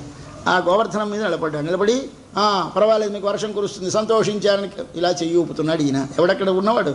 తానే. ప్రదక్షిణం చేస్తున్నవాడు ఎవడు? తానే. యజ్ఞం వద్దన్నవాడెవడు? తానే. ఇక్కడ అన్నీ తానే అయి నడిపిస్తున్నాడు. చేయించేవాడొకడు, చేసేవాడొకడు కాడయ్య. నేనే చేస్తున్నాను, నేనే చేయిస్తున్నాను, నేనే అనుభవిస్తాను. బట్ ఫలమిచ్చేవాడిని నేనే, చేసే శ్రద్ధను మీకు కలిగించిన వాడిని నేనే, మీరు శ్రద్ధతో చేసిన తర్వాత ఫలమిచ్చేవాడిని నేనే అని చెప్పాడు భగవద్గీతలో. దాన్ని మనకు అర్థం చెప్పాలి. కాబట్టి ఏ వస్తువుని చూసినా మీకు ఏం కనిపించాలి? బయటి ఆకారమును చూచి అదే అనుకోకండి. ఆకారమునకు లోనున్నటువంటి జీవుణ్ణి చూసి ఆ పేరు పెట్టి పిలవకండి. ఆ లోపల ఉన్న భగవత్తత్వం, నారాయణ తత్వం ఉంది, దానిని కృష్ణతత్వాన్ని అనుభవించండి. అనుభవిస్తే ఇప్పుడు గోవర్ధనం అంటే ఎవరు? పైనున్న కొండ, అచేతనమైన ప్రకృతి. దానికి లోనున్న జీవుడు గోవర్ధనం అనే పేరు కలిగినటువంటి శరీరంలోనున్న జీవుడు. దానికి లోనున్నవాడు భగవానుడు. గోవంటే ఎవరు? గోవనే శరీరములో ఉన్న జీవునిలో ఉన్న భగవానుడు. ఇప్పుడు ఎవరికి ఆరాధన చేసాం మనం? గోవుకా, గోవర్ధనానికా? కాదు. గోవులోనున్న భగవానునికి, గోవర్ధనంలోనున్న భగవానునికి. కానీ మనం ఇంద్రుడంటే ఎవరు అనుకుంటున్నాం? ఇంద్రుడనే శరీరంలో ఉన్నటువంటి ఒక జీవుడు అనుకుంటున్నాం. అది పొరపాటు. అది తెలియక మీరు చూస్తున్నారు. ఇంద్రుడికి చేసే ఆరాధన ఇంద్రుడికి కాదు, సాక్షాత్ భగవానుడికే అని కానీ మీరు తెలిసి ఆరాధన చేస్తే ఇంద్రయాగం చేయొచ్చు. కానీ చేయకపోతే మీరు చేసిన యాగం వల్ల ప్రయోజనం లేదు. మనం ఏ కర్మ చేసినా లోనున్న భగవంతుని ఆరాధనమే అనే భావనతో చెయ్యాలి. కాబట్టి ప్రతిదానికి అర్థం తెలియాలి. ఈ అర్థం తెలియడానికి భగవద్గీత చదవాలి. అది ఎవడు చెప్పాడు? భగవానుడు. అది వీళ్ళకి పాపం గొర్రెలకి ఎవరు చెప్తారు? భగవద్గీత తనే పాఠం చెప్పించాడు. అబ్బాయి నేనేనయ్యా, వర్షం పడించేది నేనే, వర్షాన్ని ఆపేసేది నేనే, ఇంద్రుడిని నేనే, గోవర్ధనం నేనే, గోవు నేనే. 10వ అధ్యాయం అని విభూతి విస్తర యోగం ఉంది మనకి భగవద్గీతలో, చదవండి. ఆ కథ అంతా చూపించేశాడు ఒకసారి. ఇప్పుడు మనకి ఏమిటి కావాలి? గోవర్ధనం అనగా గోవర్ధనం అనే కొండ పైకి కనిపించే ఆకారము కాదు, దానిలోనున్న పరమాత్మ. గోవనగా గోవులోనున్న పరమాత్మ. అలాగే ఇంద్రుడనగా ఇంద్రుడు కాడు, ఇంద్రుడనే శరీరములోనున్న పరమాత్మ. ఇది తెలుసుకోవాలి. ఇది తెలుసుకొని యాగం చేస్తే చెయ్యాలి. కానీ లేకపోతే నీవు చేసే యాగం కేవలముగా బూడిదలో పోసినటువంటి నెయ్యి ఎంత నీకు ప్రయోజనమో మండదో అలాగే ప్రయోజనం లేదు. కాబట్టి అన్నీ ఎక్కడికి వెళతాయో తెలుసుకొని చేసే పని ఇది నేర్పాలి వీరికి. అది చేస్తే మన కర్మ ఏమవుతుంది? మనకి ఫలము ఇచ్చేటప్పుడు సరి అయిన ఫలాన్ని ఇస్తుంది. తెలుసుకోకుండా చేస్తే ఇదిగో ఇలాంటి ఫలాలు వస్తాయి. అది తెలియజేయడానికి ఏమిటి చేయాలి? గోవర్ధనం ఎత్తాలి.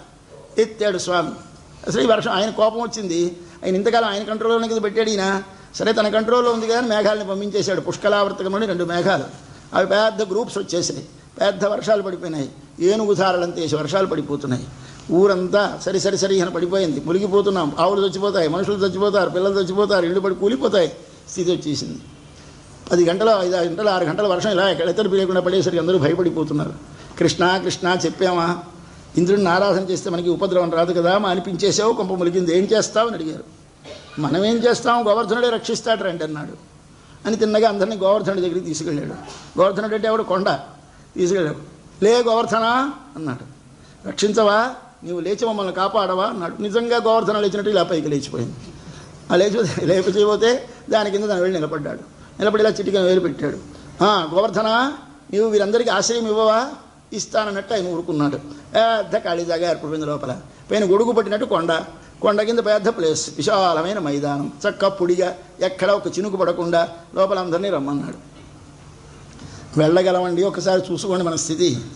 ఇప్పుడు మనం పైన ఉన్నాం, వర్షం పడిపోతుంది, తడిసిపోతున్నాం, చచ్చిపోతాం.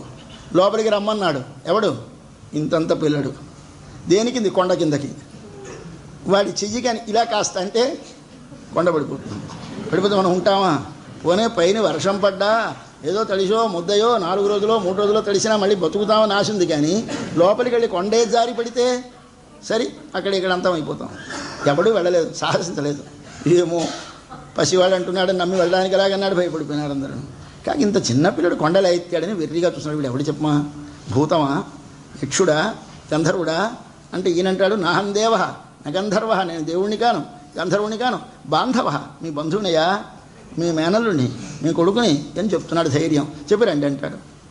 చివరికి వీళ్ళు పైనున్నా చచ్చిపోతామన్న స్థితి వచ్చింది. అంత వర్షం పడిపోతుంది. ఎక్కడైనా చచ్చిపోయేదానికి పోయి లోపలికి వెళదాం, ఒకవేళ మన అదృష్టం బాగుండి కొండ పడదా బతికి ఉంటాం. ఇక్కడంటేనా అసలు చచ్చిపోతాం. ఇప్పుడండి మనం కొండ కిందకి వెళ్తాం. ఈ కొండ కిందకి వెళ్ళడం అంటే ఏమిటి, భగవద్రక్షణ కిందకి నీవు చేరాలి. భగవద్రక్షణ నమ్ముతావా? అంతా బెంగ, ఏమో దేవుణ్ణి నమ్మి ఊరుకుంటే ఏమైపోతున్నానండి, దేవుణ్ణి నమ్మి ఊరుకుంటే ఎలా కుదురుతుందండి అంటాం. దేవుడిని నమ్మి ఊరుకోకపోతే నీ ప్రయత్నం వల్ల బతకవు, లోపలికి వెళ్ళి ఉండాలి. సరే, మొత్తం మీద చిట్ట చివరికి బాహ్యమైన తమ ప్రయత్నం వలన తాము జీవించమని గుర్తించి కొండ కిందకి దూరేరందరూ. అయ్యా, ముందు క్యూలో వెళ్ళేటప్పుడు చూడండి, జనం తోసుకెళ్తాం. ఆ తోసుకు వెళ్ళేటప్పుడు కృష్ణుడు అంటే వెర్రి ప్రేమ కలిగినటువంటి మంచి యవ్వనంలో ఉన్నటువంటి పడుసు పిల్లలు ఉన్నారు. వీళ్ళు ఆ క్యూలో మధ్య నుంచి గబగబగా దూరిపోయి మన వాలంటీర్స్ లాగా తిన్న కృష్ణుడి దగ్గరికి వెళ్ళిపోయినారు. ఇంచేత వీళ్ళకి ఎలాగో భయం, వీళ్ళందరూ ఎక్కడ రోడ్డున ఉన్నారు, ఎప్పుడైనా సమయం వస్తే అక్కడి నుంచి లేచి వెళ్ళిపోవచ్చు. చివరలు కూర్చుంటే సుఖం, కానీ మధ్యకు వచ్చామనుకోండి లేవడం చాలా కష్టం. కాబట్టి మధ్యకు వస్తే ప్రమాదమని అందరూ చివరలు ఉన్నారు. ఈ పిల్లలు ఇదే సందడి, కృష్ణుడి దగ్గరికి వెళ్తే వాళ్ళు అడ్డుకోరు, ఆక్షేపించడానికి తిన్నగా వాడి దగ్గరికి వెళ్ళిపోయినారు. వాడి దగ్గర చుట్టూ చేరిపోయినారు ఈ మొత్తం ఆడపిల్లలందరూ. చుట్టూ పెద్ద ఆడవాళ్ళు, వాళ్ళకి పైన గోవులు, ఆ గోవులకి పైన మన మగ పెద్దవాళ్ళమందరం. మేమందరం ఏమిటి, మాకు ధైర్యం, మేము పడిపోతే కాపాడుతాం కొండలని. ఎందుకంటే ఇక్కడ ఉండి ఒడ్డునుంటే కాస్త ఇలా అడ్డు పెడతామని మా ఊహ. ఇంచేత ఇలా అడ్డు పెడతామని వాళ్ళ చేతుల్లో కర్రలు ఉన్నాయిట, మంచి గొల్లల చేతుల్లో పెద్ద పెద్ద కర్రలు ఉంటాయిట. ఒక్కొక్క కర్ర ఇలా పూటు పెట్టారు దానికి. చుట్టూ ఇన్ని వేల మంది గొల్లలు పెద్దవారందరూ కొండకి పూటు పెట్టారు. ఎందుకంటే కొండ పడిపోతే మన కర్ర అడ్డు కలదు అని విశ్వాసం. ఇది మన ధైర్యం. ఇలా ఉన్నాం మనం అందరం. అయితే రక్షించేది నీ కర్ర అంటే నీవు చేసే పనే, నువ్వు చేసే పరికరమా కాదు. ఆ కర్రలో భగవత్శక్తి ప్రవేశిస్తే నువ్వు రక్షింపబడతావు. స్వామి చిటికెన వేలు రక్షించింది, నీ కర్ర రక్షించదు, అది గుర్తించుకో. కాబట్టి ఇప్పుడు రక్షణ ఏది, నాది కాదు, మరెవరిది, వాడిది. ఇది గుర్తించి చివరికి లోపలికి చేరారు. అయ్యా, వర్షం ఆగిపోయింది, బయటకు వచ్చేశారు. ఇది గోవర్ధన కథ. ఈ కథకి అర్థమేమిటి? గో అంటే వాక్. అన్ని మాటలు ఉన్నాయి మీకు, ఆ ఓ. దీనికి అర్థం ఏమిటి? ఎత్తండి ఆ మాటని. అడుగునున్నాడు భగవానుడు. గోవు అంటే పైకి ఏది కనిపిస్తుంది? 4 కాళ్ళ జంతువు కనిపిస్తుంది. ఈ 4 కాళ్ళ జంతువుల్లో ఎవడున్నాడు? నారాయణుడున్నాడు. అలాగే పర్వతము, కొండ కనిపిస్తుంది. కాదు, దాన్ని ఎత్తండి కొంచెం, ఎవరు కనిపిస్తారు? నారాయణుడు. కొండ కింద కృష్ణుడు. అంటే కొండ కింద కృష్ణుడు అంటే నీకు కనిపించే బాహ్యమైన అచేతనమైన ఈ శరీరమునకు లోపలున్న జీవునికి లోనున్నవాడు భగవానుడే. ఇది నీకు తెలియాలి. తెలిస్తే అప్పుడు నీకేమిటవుతుంది? అలా వెనక్కెళ్ళు, 4 అవతారాల కథంతా వస్తుంది. మన అహంకారం తొలగుతుంది. మన అహంకారం ఉండే చోటికి భగవంతుడు దిగి వస్తాడు. దిగి వచ్చి ఒక్కసారి నీకుండే కర్మలన్నింటినీ, శరీరాన్ని నాశనం చేస్తాడు. ఇది నీకు తెలిస్తే. ఇది నీకు తెలియకపోతే నేను చేసేదంతా వీడికి వాడికి వాడికి వాడికి అనుకోకు. తండ్రికి సేవ చేసినా నారాయణునికి, తల్లికి సేవ చేసినా నారాయణుడికి, పిల్లలకి సేవ చేసినా నారాయణుడికి, భార్యను ప్రేమించినా నారాయణుడిని, భార్య కోరికలు తీర్చినా నారాయణుడికి. ఈ భావనతోటి నీ విశ్వానందని చూస్తే ఏమైంది నీకు? ఇప్పుడు గో వర్ధనం. గో అంటే శబ్దం యొక్క అర్థము వర్ధనం, పెరిగింది. ఇది పెరగాలి ముందు. అప్పుడు అంటున్నారు తండ్రి అన్నాడు, కుండ్రు కుడయా వెడుతాయ్ కషల్ పోతి మధ్యం ఒకటి ఉండిపోయినట్టుంది చదువుదాం తర్వాత. ఆ తర్వాత స్వామి కొండనెత్తాడు. ఆ కొండనెత్తినటువంటి వృత్తాంతాలను చూపించి అక్కడ అంటారు, కుండ్రు కుడయా వెడుతాయ్ గుణం బోత్తి అన్నారు. గుణం అంటే అప్పుడు దాని గుణం అన్నట్టు. ఇందాక మొదట బలం, తర్వాత కీర్తి, ఇక్కడో గుణమునకు మంగళం అన్నారు. ఏమిటి గుణం అంటే వాత్సల్యం అనే గుణము. ఇంద్రుడు తనను ఎరిగినవాడు, తన బలం ఎరిగినవాడు. వాడికి ఇవాళ ఒక్కసారి వాడు దేవుడు కాడు నేననేసరికి కోపం వచ్చింది. మనమే అధికారం ఇస్తాం, వాడికి ఏం అధికారం అండి? వాడికి అధికారం లేదు. మేము ఇవ్వాలన్నా అనుకోండి పై ఆఫీసర్ గారు, ఈ కింద ఆఫీసర్ గారు ఇవాళ దాకా స్వతంత్రంగా వర్క్ చేస్తున్నవాడు ఇవాళ తనకి స్వాతంత్ర్యం లేదని వాడు అనేసరికి, పైవాడు అనేసరికి కోపం వచ్చి నానా మాటలు అంటాడు. అప్పుడు ఏమిటి చేయాలి మనం? వాడే ఆఫీసర్ని గుర్తించగలగాలి వీడు. ఈ గుర్తించలేకపోతే ఏమవుతుంది? ఇదిగో ఇంద్రుడికి గతి వస్తుంది. ఇంద్రుడిని ఏమిటి చేశాడు ఈయన? అయితే చంపేశాడా ఇంద్రుడిని? లేదు. తనని నమ్మిన వారిని చంపడు, దిద్దుబాటు చేస్తాడు. ఎప్పుడు మనం ఏం తప్పు చేసినా భగవంతుడు మనం వెంటనే శిక్షించడండి, పనిష్మెంట్ చేయడు. కొన్నాళ్ళు టైం ఇచ్చి 7 రోజులు తనే కష్టపడతాడు. పోనీ ఏడిపోయింది, కొంపపోయింది, ఇలా కొండ మోదామని మనం చేసిన తప్పులకి తాను పనిష్మెంట్ అనుభవిస్తాడు. అనుభవించి 7 రోజులు కొండ మోసాడు. కాబట్టి నువ్వేమి తెలుసుకోవాలా స్వామి, నేను ఇన్ని తప్పులు చేస్తే నా తప్పులకి వెంటనే ఇమీడియట్గా పనిష్మెంట్ ఇవ్వవలసిందే, ఊరుకున్నావేమయ్యా? ఎంత దయామయుడివి. తన పిల్లలు ఉంటారు నలుగురు పిల్లల్లో ఒకడు బలవంతుడు. ఈ బలవంతుడైన పిల్లడు మిగిలిన వాళ్ళకంటే బలశాలి కనుక మిగిలిన వాళ్ళని హింసిస్తూ ఉంటాడు. తప్పురా నాన్న వాళ్ళని కొట్టకూడదురా అంటాం మనం. వాడు వినడు, వాడికి ఆవేశం వస్తుంది, అడ్డుకుంటుంది తల్లి. ఆ పిల్లల్ని వెనక్కి తోసేసి తన వాళ్ళని కాపాడుతూ అడ్డంగా నిలబడుతుంది. ఏం చేస్తాడు వీడు? అమ్మ మీదకే రాళ్ళు విసురుతాడు. వీడికి ఏమిటైంది? వాళ్ళని కొట్టడు. మరొకటి, వాడికి అజీర్ణమో జబ్బో చేసింది, పచ్చకామెరలో వచ్చాయి. భోజనం పెట్టకూడదు, భోజనం మానేసింది తల్లి. అందరికీ పెడుతోంది, వాడికి పెట్టడం లేదు. వీడికి ఎంత కోపం వస్తుందండి. నాకు పెట్టవా? పెట్టను అంటే ఆ కోపం వచ్చింది. ఇంద్రుడికి భోజనం పెట్టమన్నాడు, పెట్టనన్నాడు. ఎందుకంటే అజీర్తి చేస్తుందని. వాడికి ఇప్పుడు ఏమిటి? తానెవడో తెలియక, ఎవడిస్తున్నాడో తెలియక తానే ఇస్తున్నానడమే అజీర్ణం. అంతకంటే అజీర్ణం లేదండి. మనకి చేసే అజీర్ణం అదే. అరగదు. ఏమిటి అరగడం అంటే? వాడెవడో నేనెవడో తెలిస్తే అరిగినట్టు లెక్క, వాడెవడో నేనెవడో తెలియకపోతే అరగనట్టు లెక్క. నీకు జబ్బు చేస్తుంది. ఆ జబ్బు చేస్తున్న తిండి మానిపించేస్తుంది తల్లి. అనిపించేస్తే నేను దేవుణ్ణి ఆరాధించానండి, అలా వాడు పాపాలు ఎన్నో వచ్చాడు, వాడు హాయిగా ఉన్నాడు, నేను ఇలా ఉన్నానంటాం. ఏమిటి? అలా వాడు పాపం చేసిన వాడు స్పష్టంగా తెలుసుంటా, వీడి పాపం వీడికి తెలియదు. వీడు చేసింది పాపమే వీడికి తెలియక అవతల వాడిని ఆక్షేపిస్తాడు. అట్లాంటి స్థితిలో ఉన్నాం మనం. మన తప్పులను ఎందుకు క్షమిస్తున్నాడు స్వామి? పసిపిల్లడు తన మీద రాళ్ళు విసిరితే తల్లి ఎలాగైతే ప్రేమ చేత ఊర్చుకుంటుందో అలాగే మనం ఎన్నో తప్పులు చేసి తనని ఎదిరించిన, తన భక్తులను ఎదిరించిన వీడిని కొంతకాలానికి దిద్దుబాటు చేయాలనే ప్రేమతోటి మనం కాపాడుతున్నాడు కనుక స్వామి నీ గుణమునకు మంగళము. ఏమిటా గుణము? వాత్సల్యం అనే గుణానికి మంగళము. ఆ తర్వాత అంతకుముందు మరో మాట ఉంది, కండ్రు కుణిలా విరిందాయ్ కషల్పోత్తి. మరొక్క మాట పైన ఉంది, అది మరిచిపోయి వెనక్కి వచ్చాను. మళ్ళీ మీదకి ఒక్క మాట వెళదాం. ఒకనాడు కృష్ణుని చంపడానికి మొదటి నుంచి రాక్షసుల్ని పంపిస్తున్నాడు కంసుడు. ఒకనాడు 2 రాక్షసుల్ని పంపించాడు. మరి అబ్బాయి మీరు ఇద్దరు కలిసి వెళ్ళి చంపిండి అన్నాడు. ఇద్దరు కంజాయింపు చూస్తున్నారు. అబ్బాయి నేను దూడనవుతాను, దూడ మీద ఆవేశిస్తాను, నువ్వు వెలగ చెట్టు మీద ఆవేశించు. వీళ్ళందరూ ఎండవేళ వెలగ చెట్టు కింద చేరతారు, దూడలన్నింటినీ ఆపేస్తాను, అయిపోయింది. వెలగ చెట్టు మీద నువ్వు ఉండు, వాళ్ళు పళ్ళు పడతాయి, పళ్ళు పడేట ఒక పండు మీద నువ్వు దూరి పండు బాంచి బలంగా పడాలి వాడి మీద, కృష్ణుడి మీద పండు పడాలి, టప్పున బుర్ర పగిలిపోవాలి. నేను వెళ్ళి వాడు ఒకవేళ అక్కడ పండు దగ్గరికి రాడేమో, నేను దగ్గరికి వెళ్ళి దూడగా వెళ్ళి నేను వాడిని ఇలా కుమ్మి వెనక్కి తోస్తే తప్పకుండా నువ్వు ఉన్న చోటుకి వస్తాడు వాడు. అక్కడ టప్పు నువ్వు పోతాడు. కాబట్టి మనం ఇద్దరం కంజాయింపు చేస్తున్నారు. ఒకడు వత్స, ఒకడు కపిత్త. వత్స అంటే దూడ, కపిత్త అంటే వెలగ. 2 రాక్షసులు వచ్చారు చంపడానికి. స్వామి ఎండవేళ వెలగ చెట్టు కింద ఉన్నాడు. తోసిందో దూడ వెళ్ళాడు కిందకి. అప్పుడు చూశాడు, ఓహో వీళ్ళిద్దరు కంజాయింపు చేసుకున్నారన్నాడు. ఈ దూడ మీదకి వస్తోంది. ఇలా చేతులు పెట్టి 4 కాళ్ళు కలిపి పట్టుకున్నాడు. ఒక్క మాట పట్టుకొని, మన వాళ్ళు చూడండి ఏదో బార్ అంటారు, ఆ బార్లో ఇలా మధ్యలో రబ్బర్ కడతారు, దానిలో రాయి పెడతారు, కొడితే టాప్న అక్కడ ఉన్నదాన్ని కొడుతుంది. అలాగే వీడు 4 కాళ్ళు పట్టుకో గిరగిర తిప్పాడు స్వామి. తిప్పి విసిరి దేని మీదకి విసిరాడు? చెట్టు మీదకి విసిరాడు. చెట్టుకి దూడ తగిలింది, దూడ చచ్చిపోయింది, చెట్టు విరిగిపోయింది, 2 పోయినాయి. 2 ఒక్క దెబ్బతో పోయినారు ఆయనకి. కాబట్టి కండ్రు కుణిలా విరిందాయ్ కషల్పోత్తి. ఇవి మనలో ఉన్న 2 ఉన్నారు, 2 రాక్షసులు. ఎవరు? మనలో ఉన్న భగవంతుని మనకి లేకుండా చేయడానికి. ఎవరు వారు? దూడకి ఏమిటి స్వభావం? ఎప్పుడు దీని మీద మూతి పెడుతూ ఉంటుందండి. పసిదనంలో పసిదూడకి మూతి బుట్టని కట్టేస్తారు, ఎందుకు మన్ను తినేస్తుందని. అలాగే దూడకి ప్రతిదాన్ని వాసన చూడాలనే బుద్ధి ఉంటుంది. వెలగపండుకి పెద్ద వాసన, దానికి వెలగపండుకి పెద్ద వాసన, దూడకి రుచి. దూడ ప్రతిదీ రుచి చూస్తుంది. వెలగపండు వాసన ఎక్కువ, ఇంట్లో పెట్టామో బాగా పండిన పండుని ఇల్లంతా వాసన అయిపోతుంది. కటన రుచి, ఇవి రెండు మనలో ఉన్నాయండి. ఇద్దరు రాక్షసులు మనలో ఉన్నాడు. కొన్ని జన్మల నుంచి మనకు అంటిపెట్టున్నాయి మనసులో కొన్ని వాసనలు. వాటి వల్ల మనము బుద్ధిపూర్వకంగా కొన్ని పనులు చేస్తాం. కొన్ని రుచులు ఉన్నాయి, మనకు తెలియకుండా తీపి సహిస్తుంది, కారం సహించదు, కారం సహిస్తుంది, తీపి సహించదు. ఎందుకు? రుచి. రుచి అంటే మనకి తెలియకుండా జరిగేది, మనకి తెలిసి జరిగేది వాసన.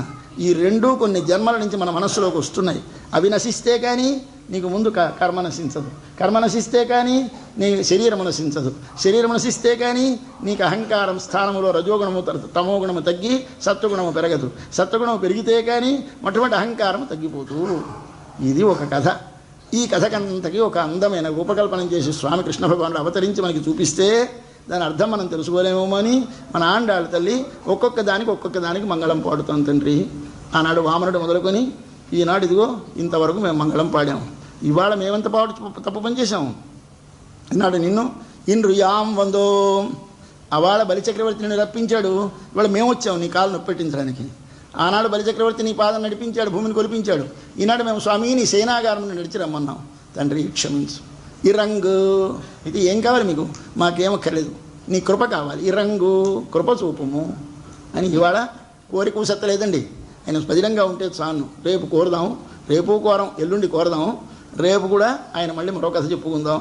దీనితో స్వామిని దగ్గరగా వచ్చేసాం. ఒక ప్రేమ కలిగింది. ఇది జీవితానికి సార్థకం. పాసురం కాదు, ముందుగా వారు కార్యకర్తలు చెప్తారు.